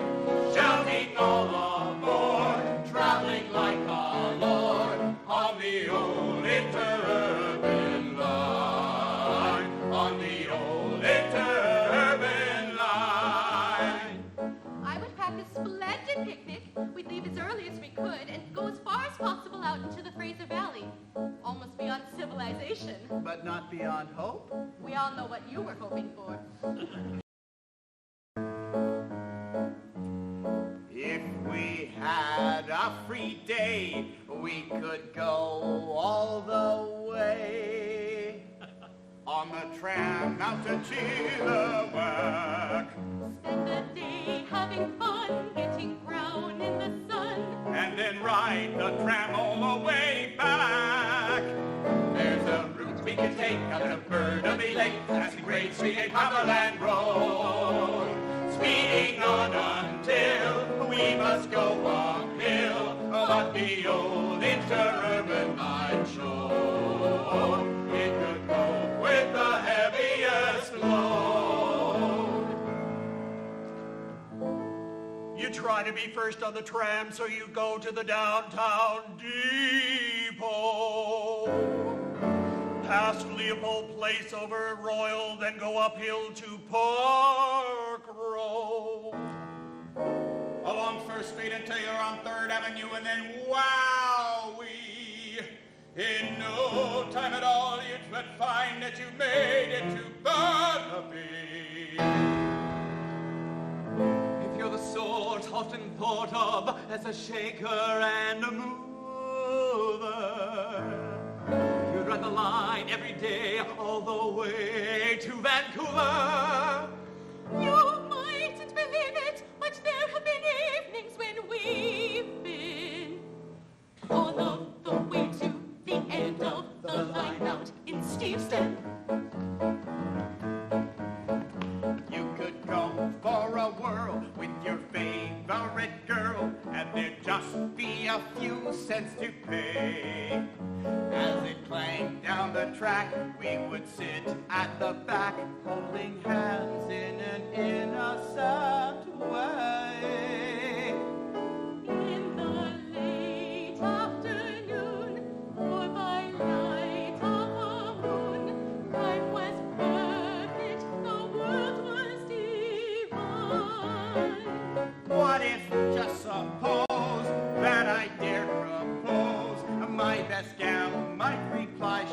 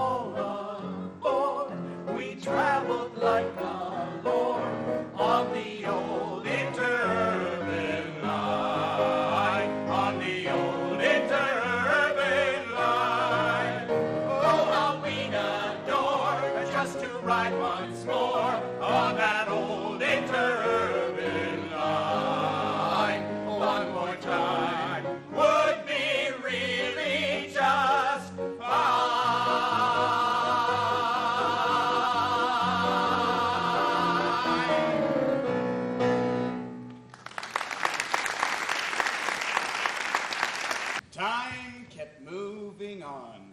The face of New Westminster was changing. New houses were being built all the way up to the boringly named 23rd Street, over in the actual Queensboro and around Moody Park. And still time kept moving on. Soon the 1920s would be over. Momentous events were about to envelop the planet. And yet, in New Westminster, one thing remains constant, defying all change, all upheaval, all modern progress. The Fraser, our river of life, continued to flow as it had for centuries, past the Ewan canneries, past thriving sawmills, and past the dock from where the K2K ferry used to depart on its way into the wilds of Surrey. A river carrying loaded timber rafts, overfilled fishing boats, giant sturgeon on an infinite journey. The 20s came and the whole world played, and still the river rolled on. We knew our price would soon be paid, but still the river rolled on. The 30s brought top-tory times, its importing days were long gone. The unemployed were unenjoyed, and all the time the Fraser flowed on. Roll on, river, river, roll on. You'll still be rolling past my city when I am gone. Flow by Fraser, Fraser, flow by. You'll still be flowing past my city after I die. 40s came with another war, and still the river rolled on. The kind of war we had seen before, like a river that always rolled on. But the 50s dawned full of hope and peace. It seemed the sun always shone. We don't recall the 1960s at all, but we are sure the Fraser flowed on. Peace and love, man. Peace and love. Peace and love. Peace and love be yours When I am gone, flow by Fraser, Fraser, flow by. You'll still be flowing past my city after I die. Hit it, man!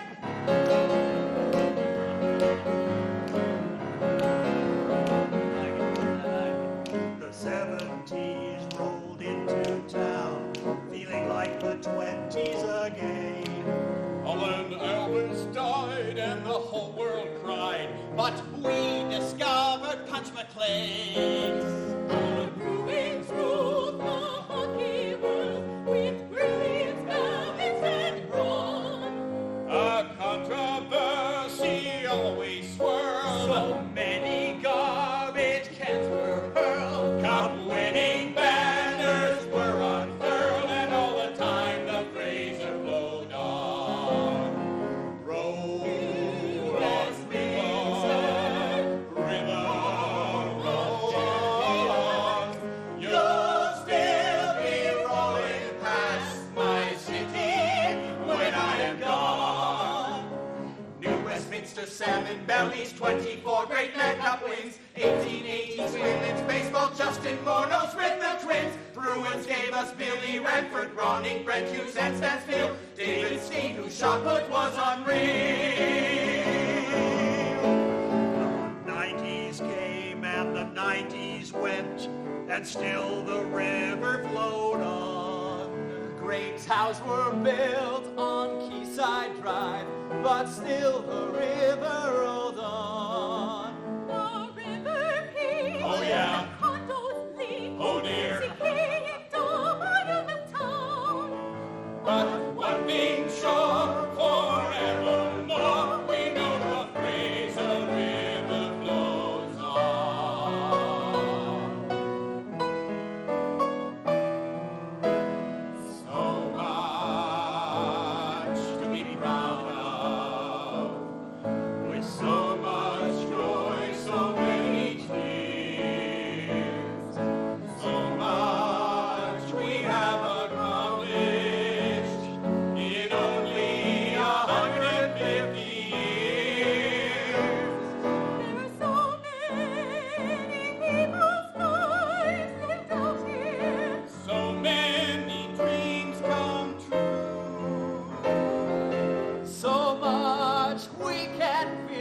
proud of.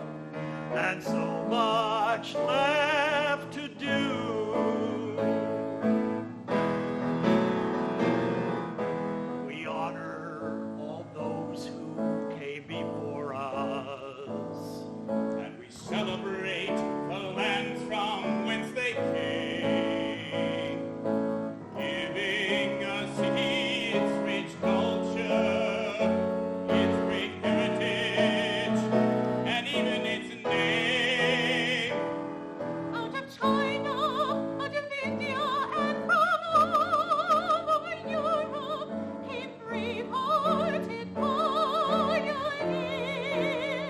to join the Kikai tribe beside the Fraser for our first 150 years. What would our brave pioneers have to say? Would they recognize their city if they were here today?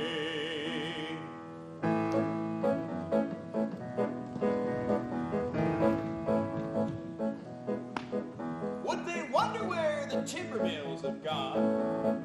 Why revered ancestral graves are built upon? And if the spirits of the dead are trapped there still, would they find it strange that Woodlands now is called Victoria Hill? Would they worry there's no salmon canneries here? I would. Would they grieve there's no place left that makes good beer? I would. Would they miss the presence of an opium den? Would they notice what remains now of the famous BC pen? Would they believe how many countries we come from? From the Philippines, El Salvador, and Guam. Where? From Somalia, Australia, Singapore. Iceland, Chile, and Jamaica, Cameroon, and many more. Would they believe we'd always have a Chinatown? Would they conceive St. Mary's hospitals torn down? But the K2K's not here today. The Bruins play in the USA. And longtime fishermen know well The salmon runs have gone to hell. but others have left, and we proudly can note Of Justin Munoz in Minnesota.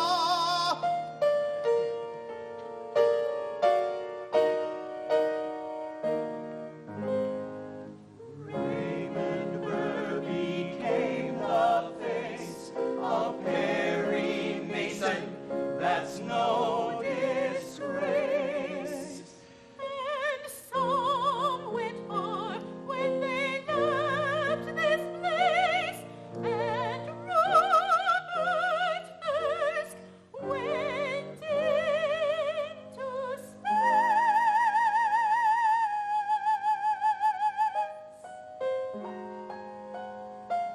Hollywood or outer space, they all had come from a special place where once there was a land unspoiled, where mighty mountains touched the sky.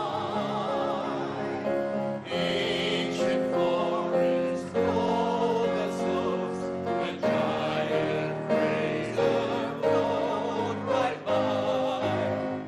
On its banks an ancient tribe, born to hunt and to fish and to die. Every year was just the same. The salmon ran and the hurricane came. Then the gold rush arrived, and everything changed. This is where we shall build. We must keep the Americans out. I declare and proclaim the town heretofore called and known as Queensborough, and sometimes as Queenborough, from henceforth shall be known as New Westminster. They call it Stump City, 'cause all around, all you saw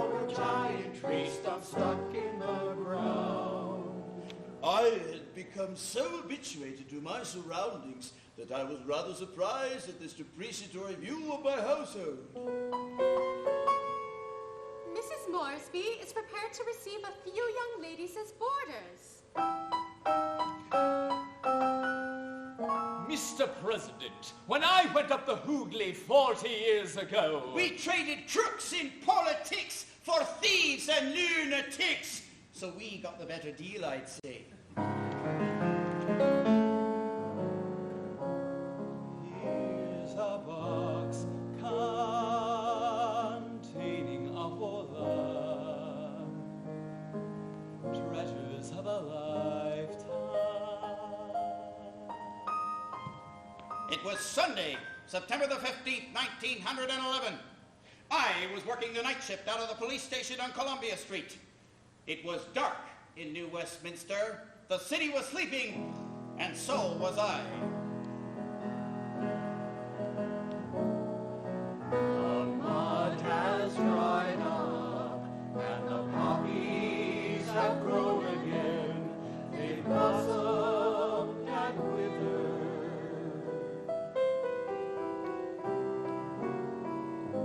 Oh, it's a lovely afternoon at Mrs. Hayward. We don't recall the 1960s at all, but we assure the freezer flowed on. As it does till this day. So much we found out, with so much joy, so many tears, so much we have accomplished in only 150 years. There are so many people's lives lived out here. So many dreams have come true. And since it all went right, we have survived tonight. So New Westminster, dream your future. Imagine The future. You dream of, imagine it now. Oh, dream it now.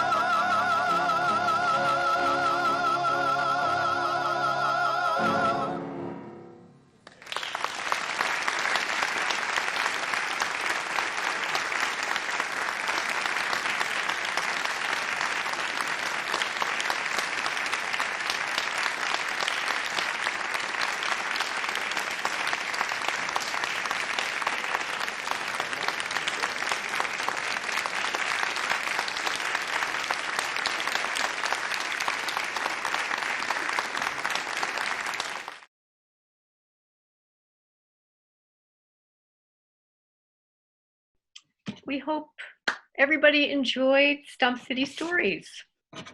That's fantastic. City Stage New West is a registered charity and a nonprofit run by volunteers. And to support free programming like this, please consider audiences making a donation at www.citystagenewwest.org through our Canada Helps button at the top right-hand margin. And thank you for telling all your friends about the show, which will be available online on demand starting Canada Day free. Please check out the history resource list that we put on our website at citystagenewwest.org. And there you will find videos, articles, and texts about other important New Westminster stories not touched on in our musical. And we want to thank, once again, the many people who have contributed to the list of resources, including all of our talkback guests.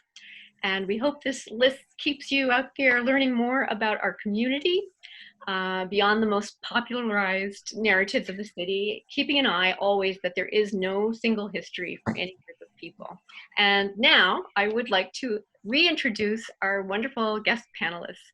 So I'll start with Arwi again. It's Arwinder Kaur. Hello. Thank you.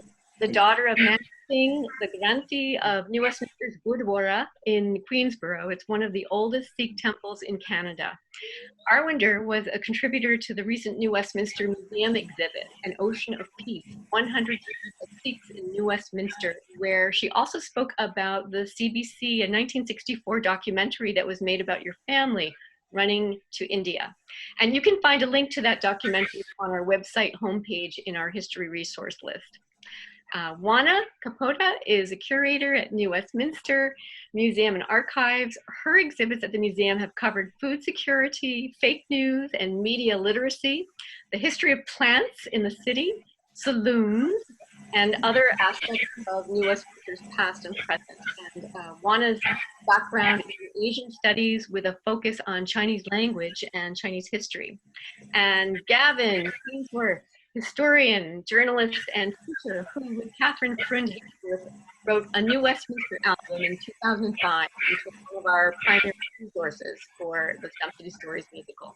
Info on that book is also in our history resource list. And last but certainly not least, Wayne Wu. Hello, hello. A New Westminster resident whose interest in local history began with researching grandfather's stores. Lum Key, a green grocery located in downtown New Westminster from 1925 to 1946, and another store in Fapperton that was opened from 1949 to 1973. Before we get right into our guests, we also want to extend regrets and thanks to Archie Miller, a veteran New West historian who joined Chief Rhonda Larrabee in 2009 as our two original guest speakers after the show that we all just saw. Also extending our thanks to New Westminster's museum manager, Rob McCullough, who helped us tremendously during many stages of the project, and especially when we were producing the professional cast recording of the musical in 2015. Kate Petrusa of Burnaby Village Museum, Francie Lewin, Patricia Redmond, and Janet White. We also extend special thanks to Gail Yip, who couldn't be with us tonight, who has been generously sharing her research on her New West and Burnaby family's history and the Chinese experience here for years. Gail was interviewed extensively for the book Yi Fao, Speaking Through Memory, a history of New Westminster's Chinese community, 1858 to 1980. The book was co-authored by Jim Wolfe and Patricia Owen. Patricia also could not be with us tonight. Yi Fao was another of our primary resources, and we have information on that book on our history resource list. Gail also contributed other links that are on that list and some very interesting family history items I will share later in her stead from Gail. But before we get started into some of our panelists' wonderful family histories, we would like to take a minute to reflect a bit on how things have changed in the time that since we first commissioned this musical in terms of resources, awareness, and inclusion. In 2009, the readily available resources our composer George Ryan used were mostly dominant culture colonial narratives, which included historic journals and letters, newspaper articles, municipal histories, like Terry Julian's book, A Capital Controversy from 1994, that was written. Barry Mather's 1958 book, written for the city's 100th birthday, which in 1958 didn't even originally credit the woman who contributed to the book, Margaret Lillowit MacDonald, whose name was added years later as co-author. And of course we had Yi Fao, Memory, which had just come out. So a lot has changed besides the fact that New Westminster now does have breweries once again. Gavin, when you and I spoke, you had some interesting things to say about having time to reflect on the making of your and Catherine's book over 15 years ago. Thinking back on that time when Catherine and I did the book, it really was a labor of love at the time when we were creating the book too. At the time we were doing it, we had bought a heritage house in New Westminster, and we were looking for a resort to teach us about the history of the city that we were in, being fascinated doing the restoration of the house. And we came across Mather's book, we came across Julian's book, and there wasn't anything that seemed to really look at the ordinary people story, the actual, regular folk that had built the city, and the stories that we were hearing were very thick on the ground. And doing that in the middle of a restoration project, that was also quite a challenge. And at the time, we were dealing with we managed to contract with a Toronto publisher who was fascinated with the idea of having these local album series books. And for those that have never written a book before, doing that local history is not a big money-making venture. It's not a huge, glamorous publishing process. And we were given the princely sum of $500 as an advance on the book, and we cover all the expenses off of that. And the thing that you're alluding to, Renee, is we felt so committed that we wanted to include representations and stories from all of the so we didn't want to make the mistake of having a white kind of history of the city. And one of the most heartbreaking things that we ran up against was the copyright of the archive. Because at the time, the regulations around the BC archives were that if you were doing anything of the kind of using their photography or their material in a book, you were treated the same as if you were a corporate entity buying to put onto t-shirts and so forth. And so, for example, we wanted to have First Nations pictures. We found that all of the great First Nation pictures that we would want to have were owned by the province. And in fact, to access them, we would have to pay like $100 or $200 to use a single picture for the book.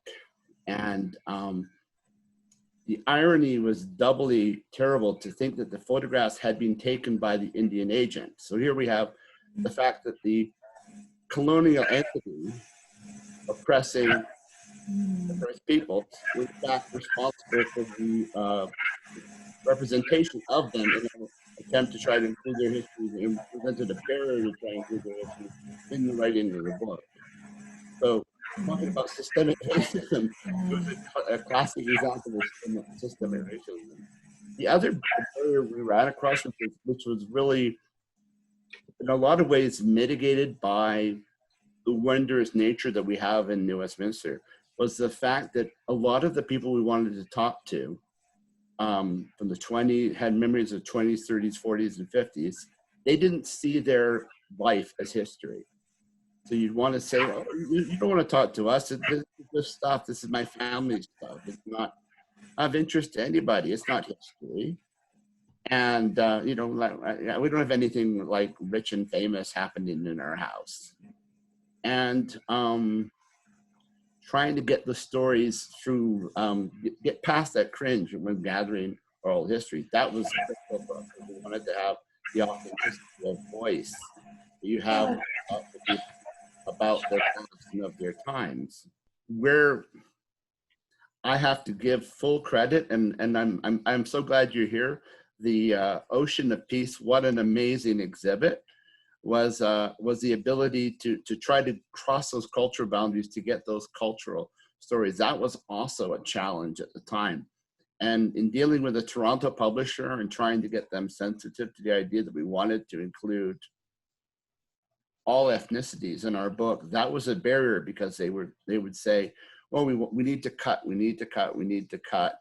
And in publishing the book, half the pictures we couldn't put in. We had enough material for a second book, and a lot of the great stories came later. The New West connection, when word got out that we were doing the book, somebody told somebody else, somebody told somebody else, and we were finding all these other connections that we could have followed up with, but we ran out of time to do it.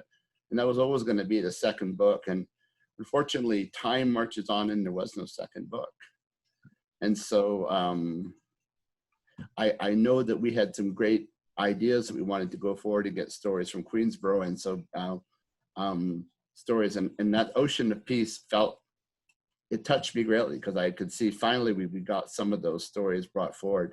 And Ying Fao as well, the exhibits around that touched me greatly too, that we could see that work was being carried forward. I think it's probably worth mentioning here, even though it's incredibly obvious, that so many narratives, particularly Indigenous people's narratives, have been suppressed by the dominant Eurocentric culture for centuries. I mean, we all are living with that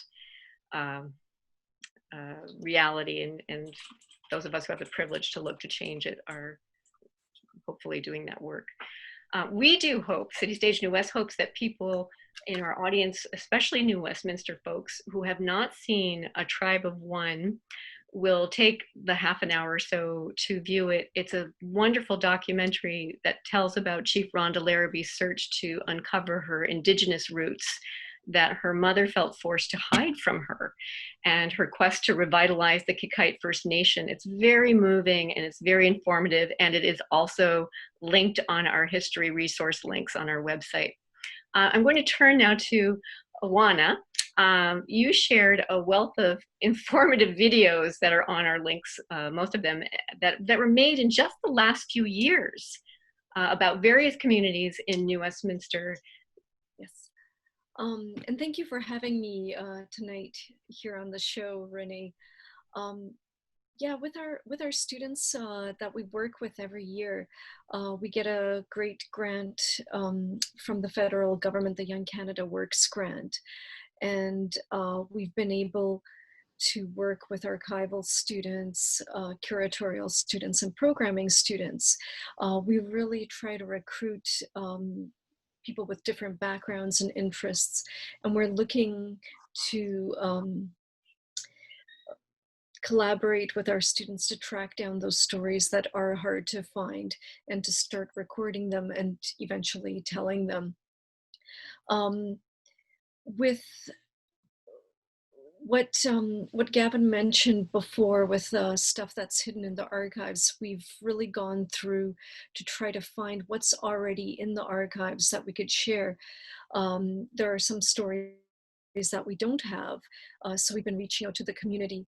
We've been very lucky with folks like Arwinder, who jump-started our South Asian collection. We had almost nothing before until she came along in 2016.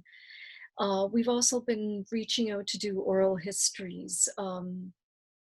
We had one project reclaiming the waterfront that went from 2012 to 2015. It culminated in an exhibit. And for that one, we worked with professors at SFU, the school, people in the school district, the Longshoremen's Union. Over those 4 years, we ended up making 109 oral history interviews with people in the community. All of those are now available online. And we continuously do those oral histories to bring in other voices. Exhibits and the YouTube videos, those are just one way that we share our information. We also work with researchers to put our findings out through their work, and of course through Stump City. Thank you. The both of you have worked, or at least crossed paths at the both of you, meaning Awana and Arwinder, on this wonderful exhibit that we started to touch on, An Ocean of Peace, at the Museum and Archives just recently in this past year. I saw it, it was absolutely incredible. Guest curated by Paneet Singh and Naveen Gurn. When City Stage New West had just a few short months actually to make this musical, it was kind of a mad idea we'd had at the time. But one of my biggest regrets as a producer was not being able to put our hands on historical materials about the day-to-day Indo-Canadian experience in New Westminster. So it's quite interesting that besides this exhibit, just recently in the last few weeks, a book came out called The Untold Stories of South Asian Pioneer Experience in BC by Catherine Dosanjh. Can you, Wana and Arwinder, tell us a bit about that wonderful exhibit, which is specifically about New Westminster's Sikh community? Sure. Awana, I have to give the floor to Awana because she's the one who actually did all of that work. I didn't actually do anything in the Oceans of Peace other than just say a few words, so I'll give it to you. Yeah, the exhibit started when one of our community advisory group members at the museum pointed out that 2019 was the 100th anniversary of the Gurdwara. And we knew we wanted to collect stories in the community because we didn't have so many. Rob, the museum manager, and myself, we had been familiar with Kinnison from a number of projects, from seeing his plays in Vancouver. I knew Naveen Gur, and I met him actually on a walking tour of Punjabi sites in the downtown area. And he had mentioned an incident that happened in 1914 that culminated in an execution, the execution of Mewa Singh here in Westminster at the provincial jail. And that led to us hiring Naveen to do a small exhibit at City Hall about that incident, which led to programs. Eventually we brought an exhibit from Ontario, and we worked with community members to add a little bit of local information. That's when our winter came and donated her family archives to the museum and the museum and the archives in New West. And about 2 years ago, we started interviewing people in the community, working with the Gurdwara, doing interviews there, talking to family members, first as a group and then one-on-one. Thank you. Maybe this is a great time for our Winder to jump in and tell us about you have an amazing story with your family. Thank you. Yeah, my father came from India in 1959. He was recommended by another family that was already living here. They wanted to have a Sikh full-time at the Sikh temple in Queensborough. And at that point, they didn't have anyone that was really leading any services or anything. So my dad came in 1959 by himself and moved in to the temple in Queensborough. And it was very, very, very difficult for him. It was very lonely. He was here on his own. He didn't speak the language.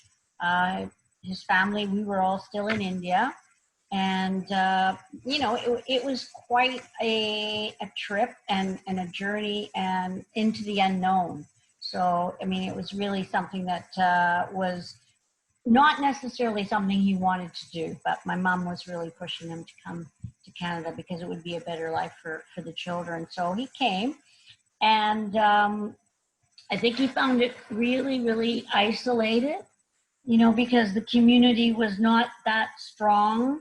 There weren't that many people in Queensborough, and the people that came to the temple, there weren't very many, and they would just sort of come maybe occasionally on a weekend. So it was very, very challenging for him, and he was very disappointed because the culture, the people that were here were very disconnected from their past, and they didn't really know anything about the Sikh faith, the Sikh religion. They didn't know the rituals, the decorum, how they were supposed to dress, what they were supposed to wear, how they were supposed to address people in positions like my father.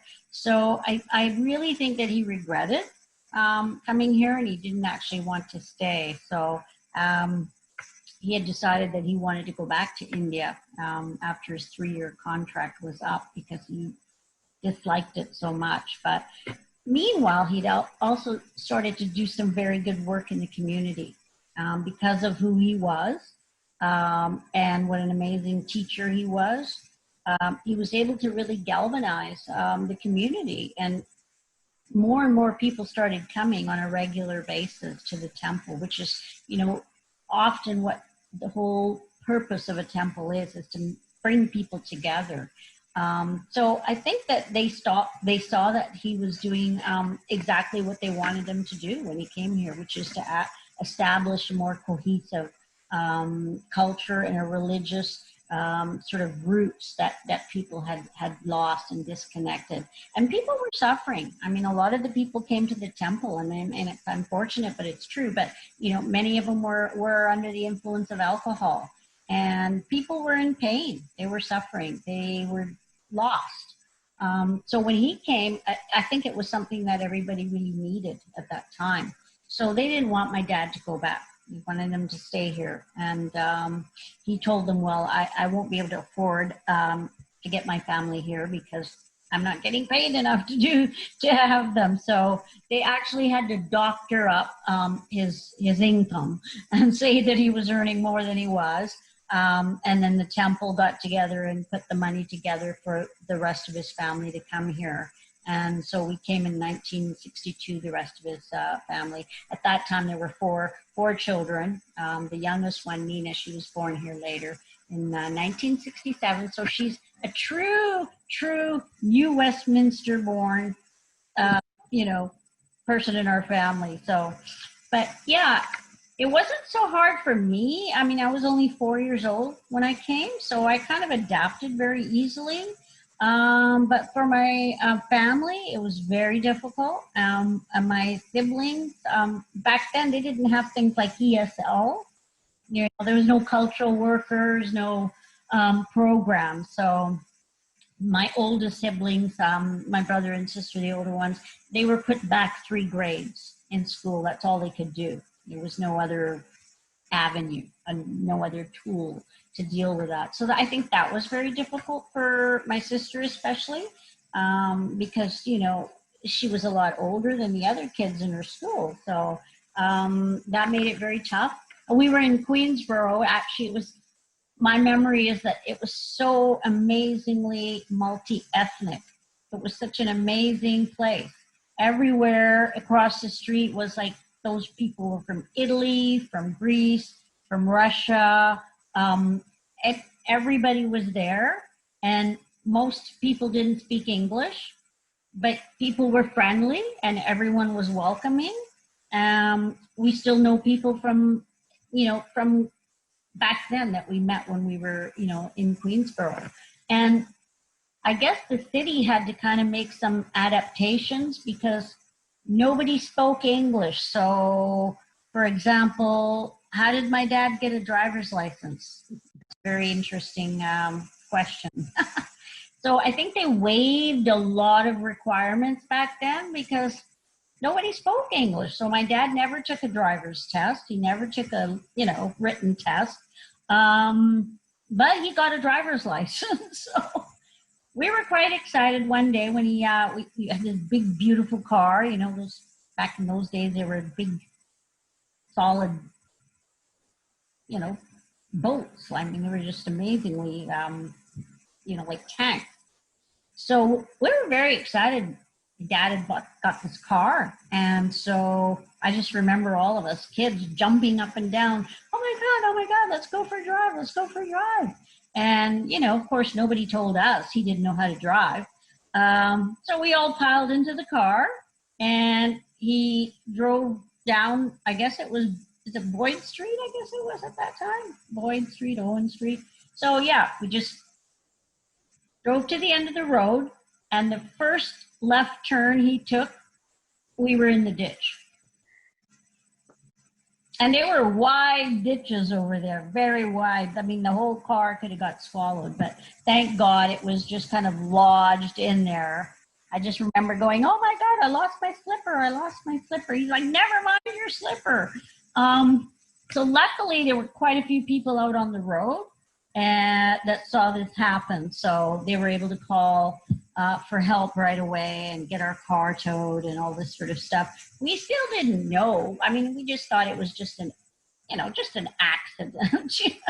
We didn't know it was incompetence because nobody ever told us. But for the rest of his driving life, I just remember all the time in Vancouver or wherever we were, he'd be driving. And if he was going to make a right turn, we would have to tell people, move back from the curb, because he always went over the curb. The tires would always go over the curb. So we would just tell people, move, he's making a turn. So it was pretty interesting. Yeah. Those were the days. Yes. Those were the crazy days. Yeah. I think you're being quite humble also in talking about your dad, because from what I understand, he was really quite an important figure at the temple. Is that not true?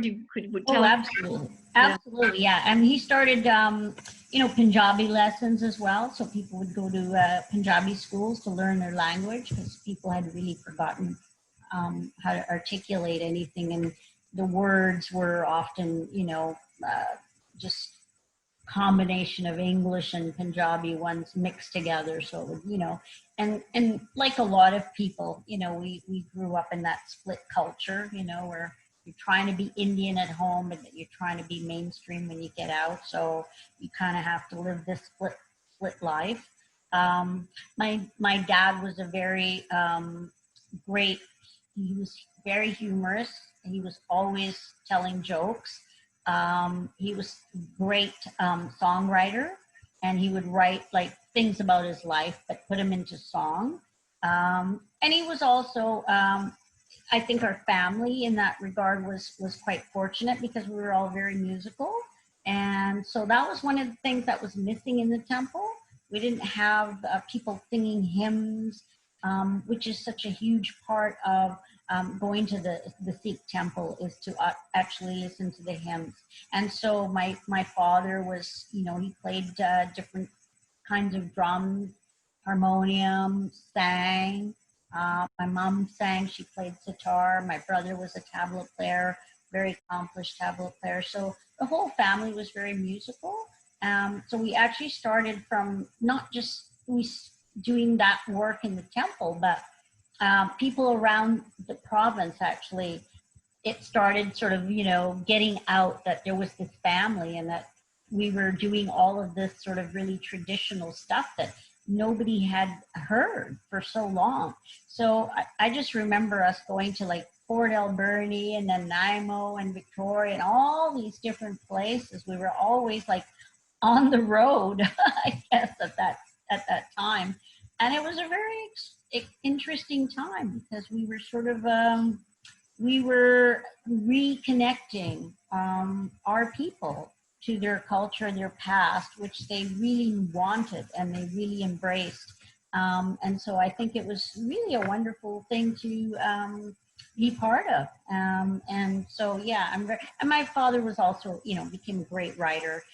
He's written many, many books on philosophy, spirituality. The biggest work that he did was probably translating the Guru Granth Sahib, which is our holy scriptures, but he actually put them into layman's terms so that anybody could understand it, because he felt that was important. If you have religious teachings, everybody should be able to read it and understand it.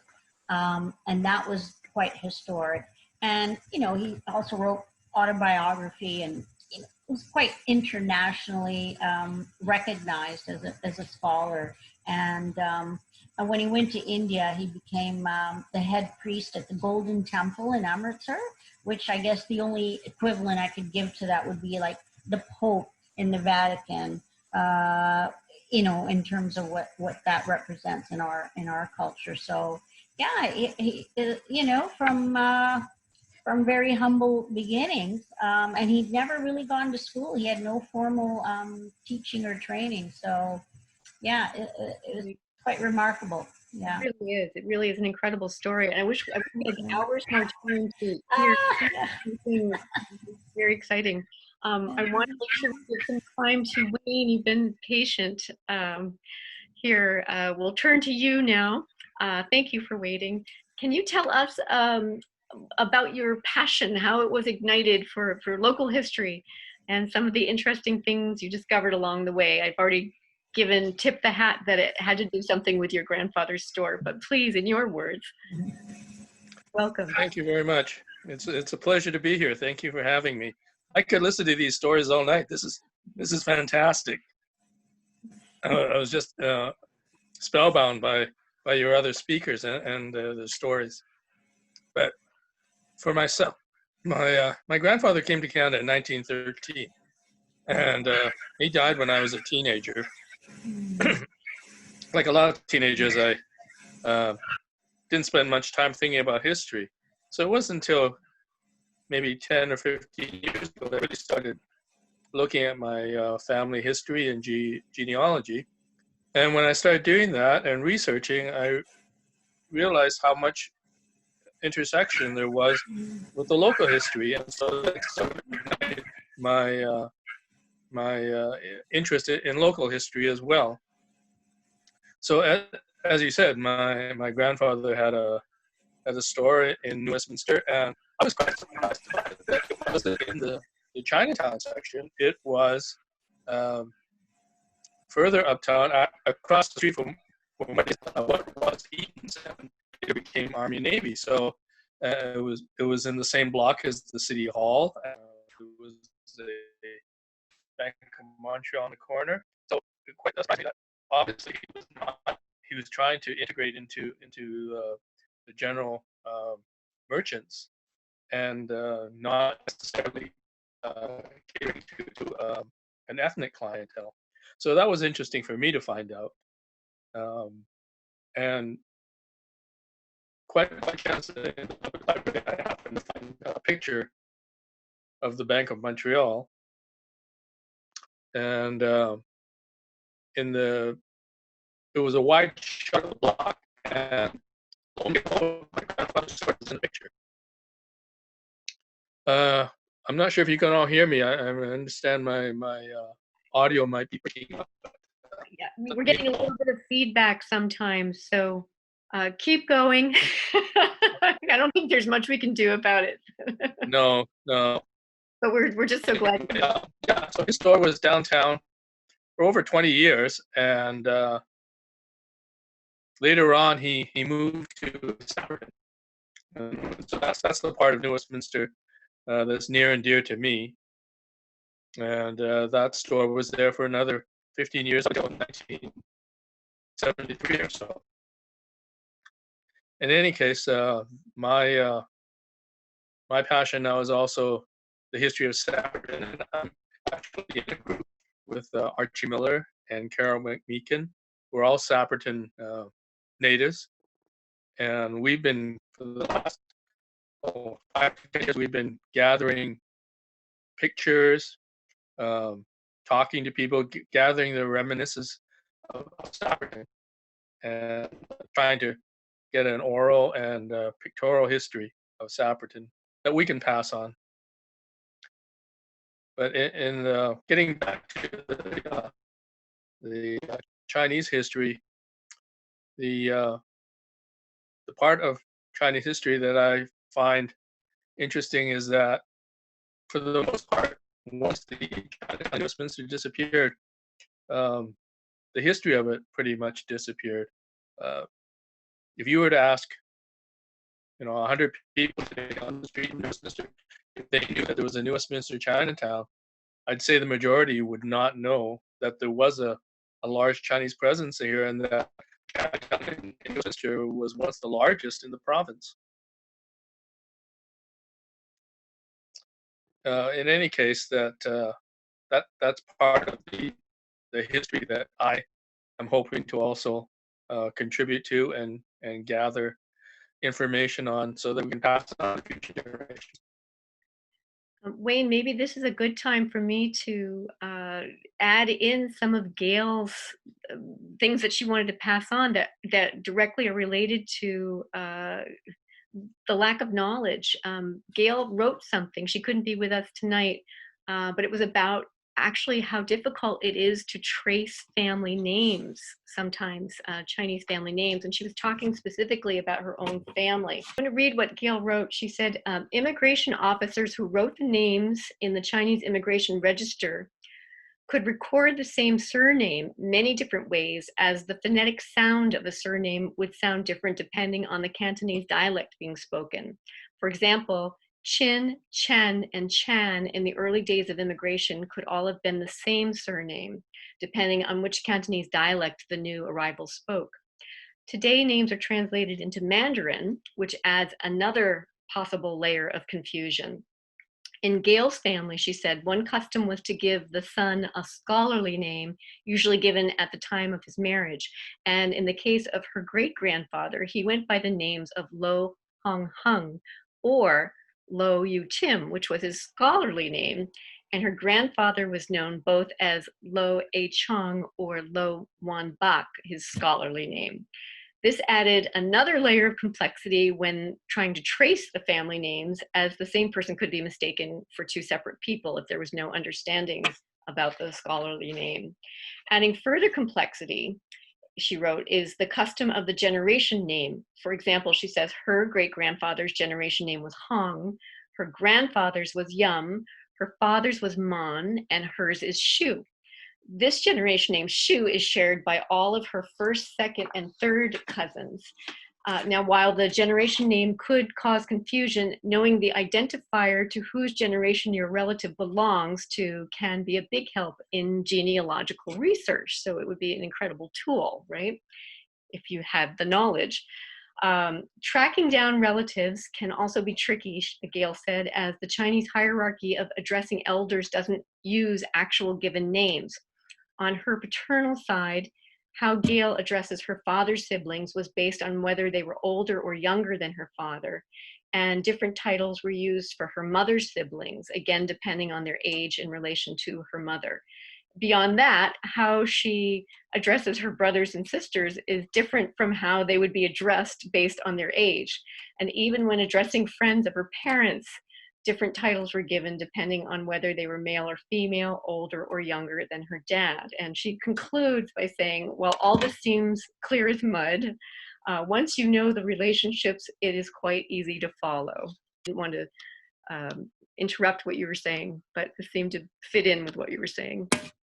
Well, no, that's good. That's actually, it is difficult myself in trying to trace my own genealogy, understanding the relationships.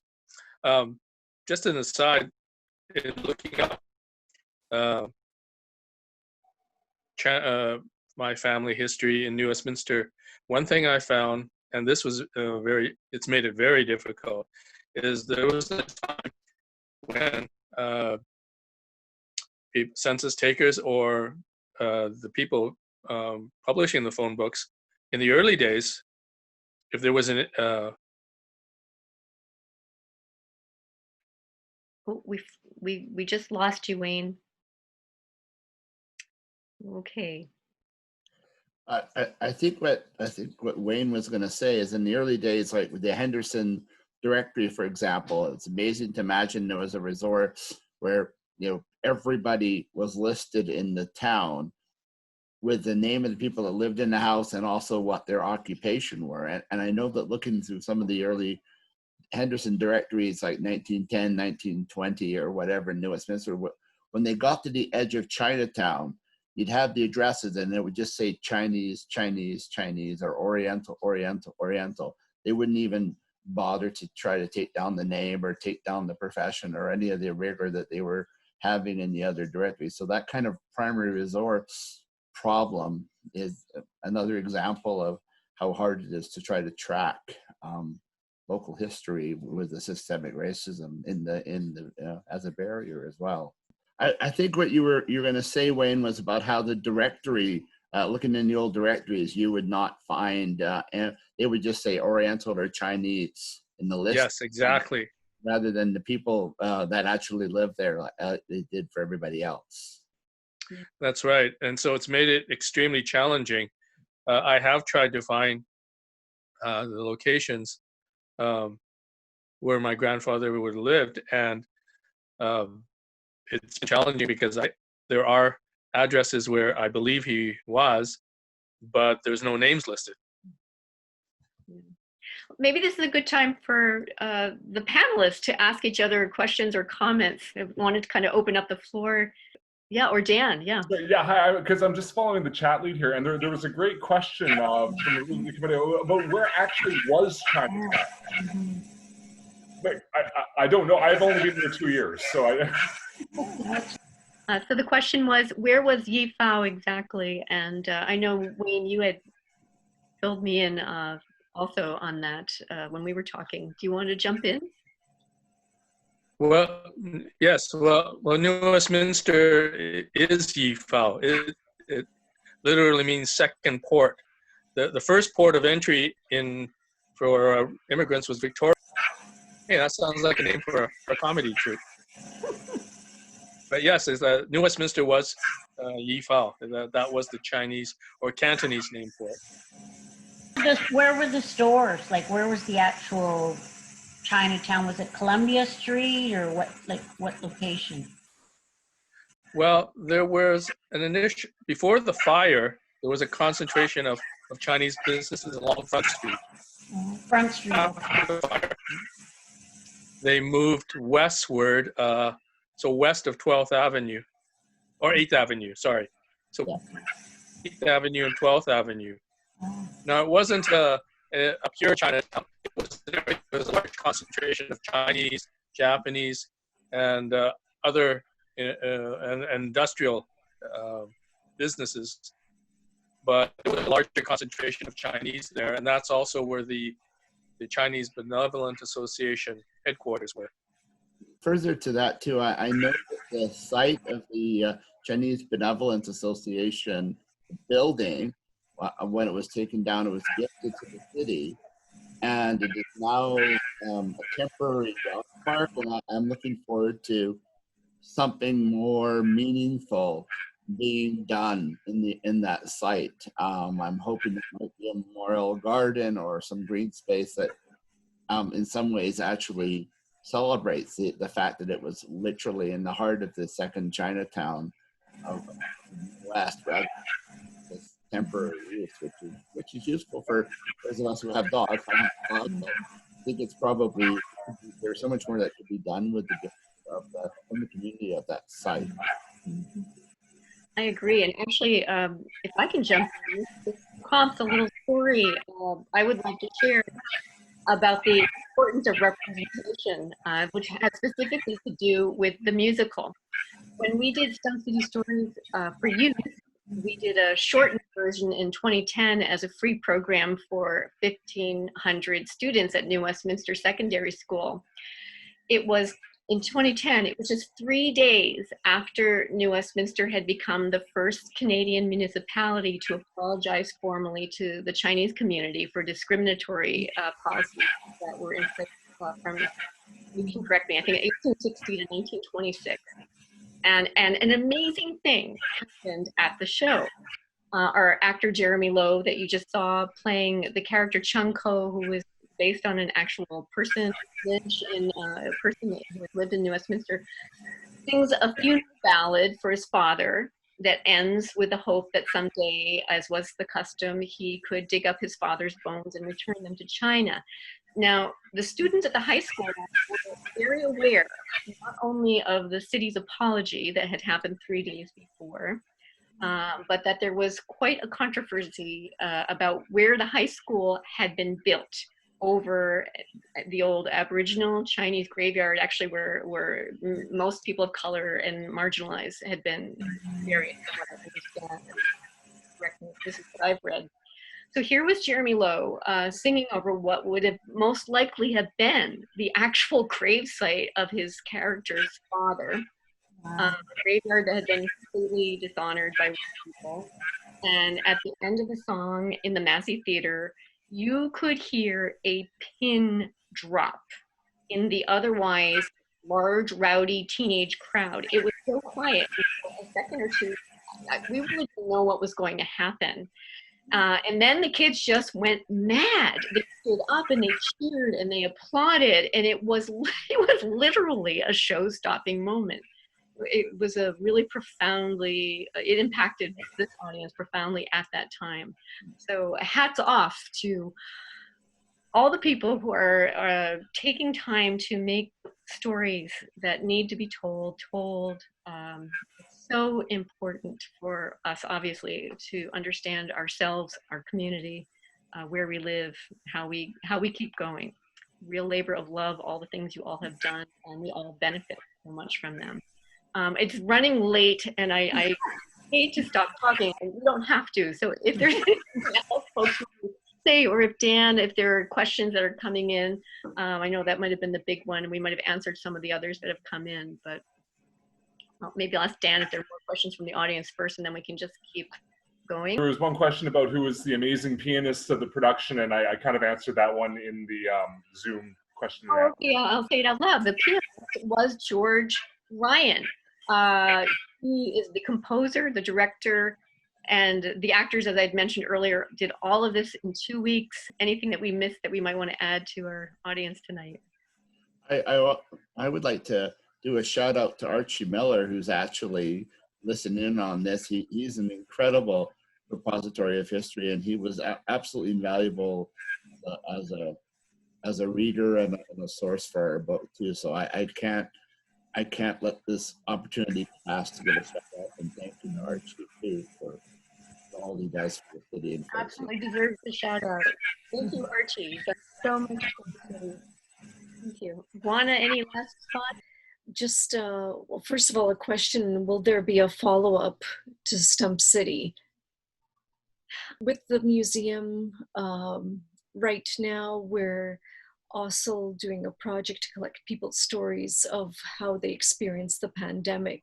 And it goes back to trying to get the voices of people, everyday people, and share their experiences.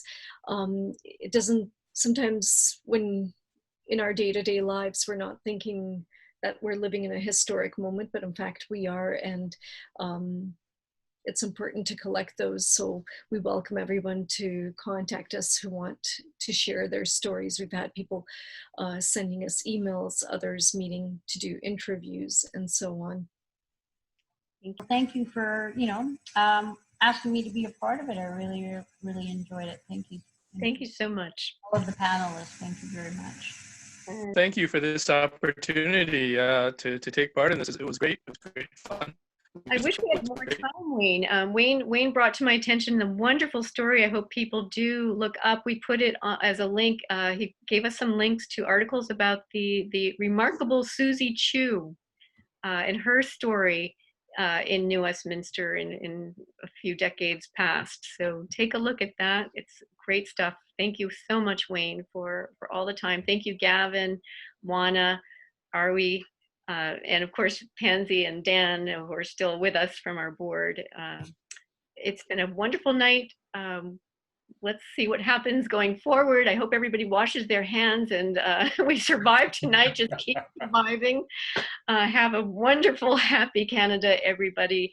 Canada Day 2020, everybody. And good night for now. Thank you. Good night. Thank you. Bye-bye. Cheers, everyone. Glad to be in Canada.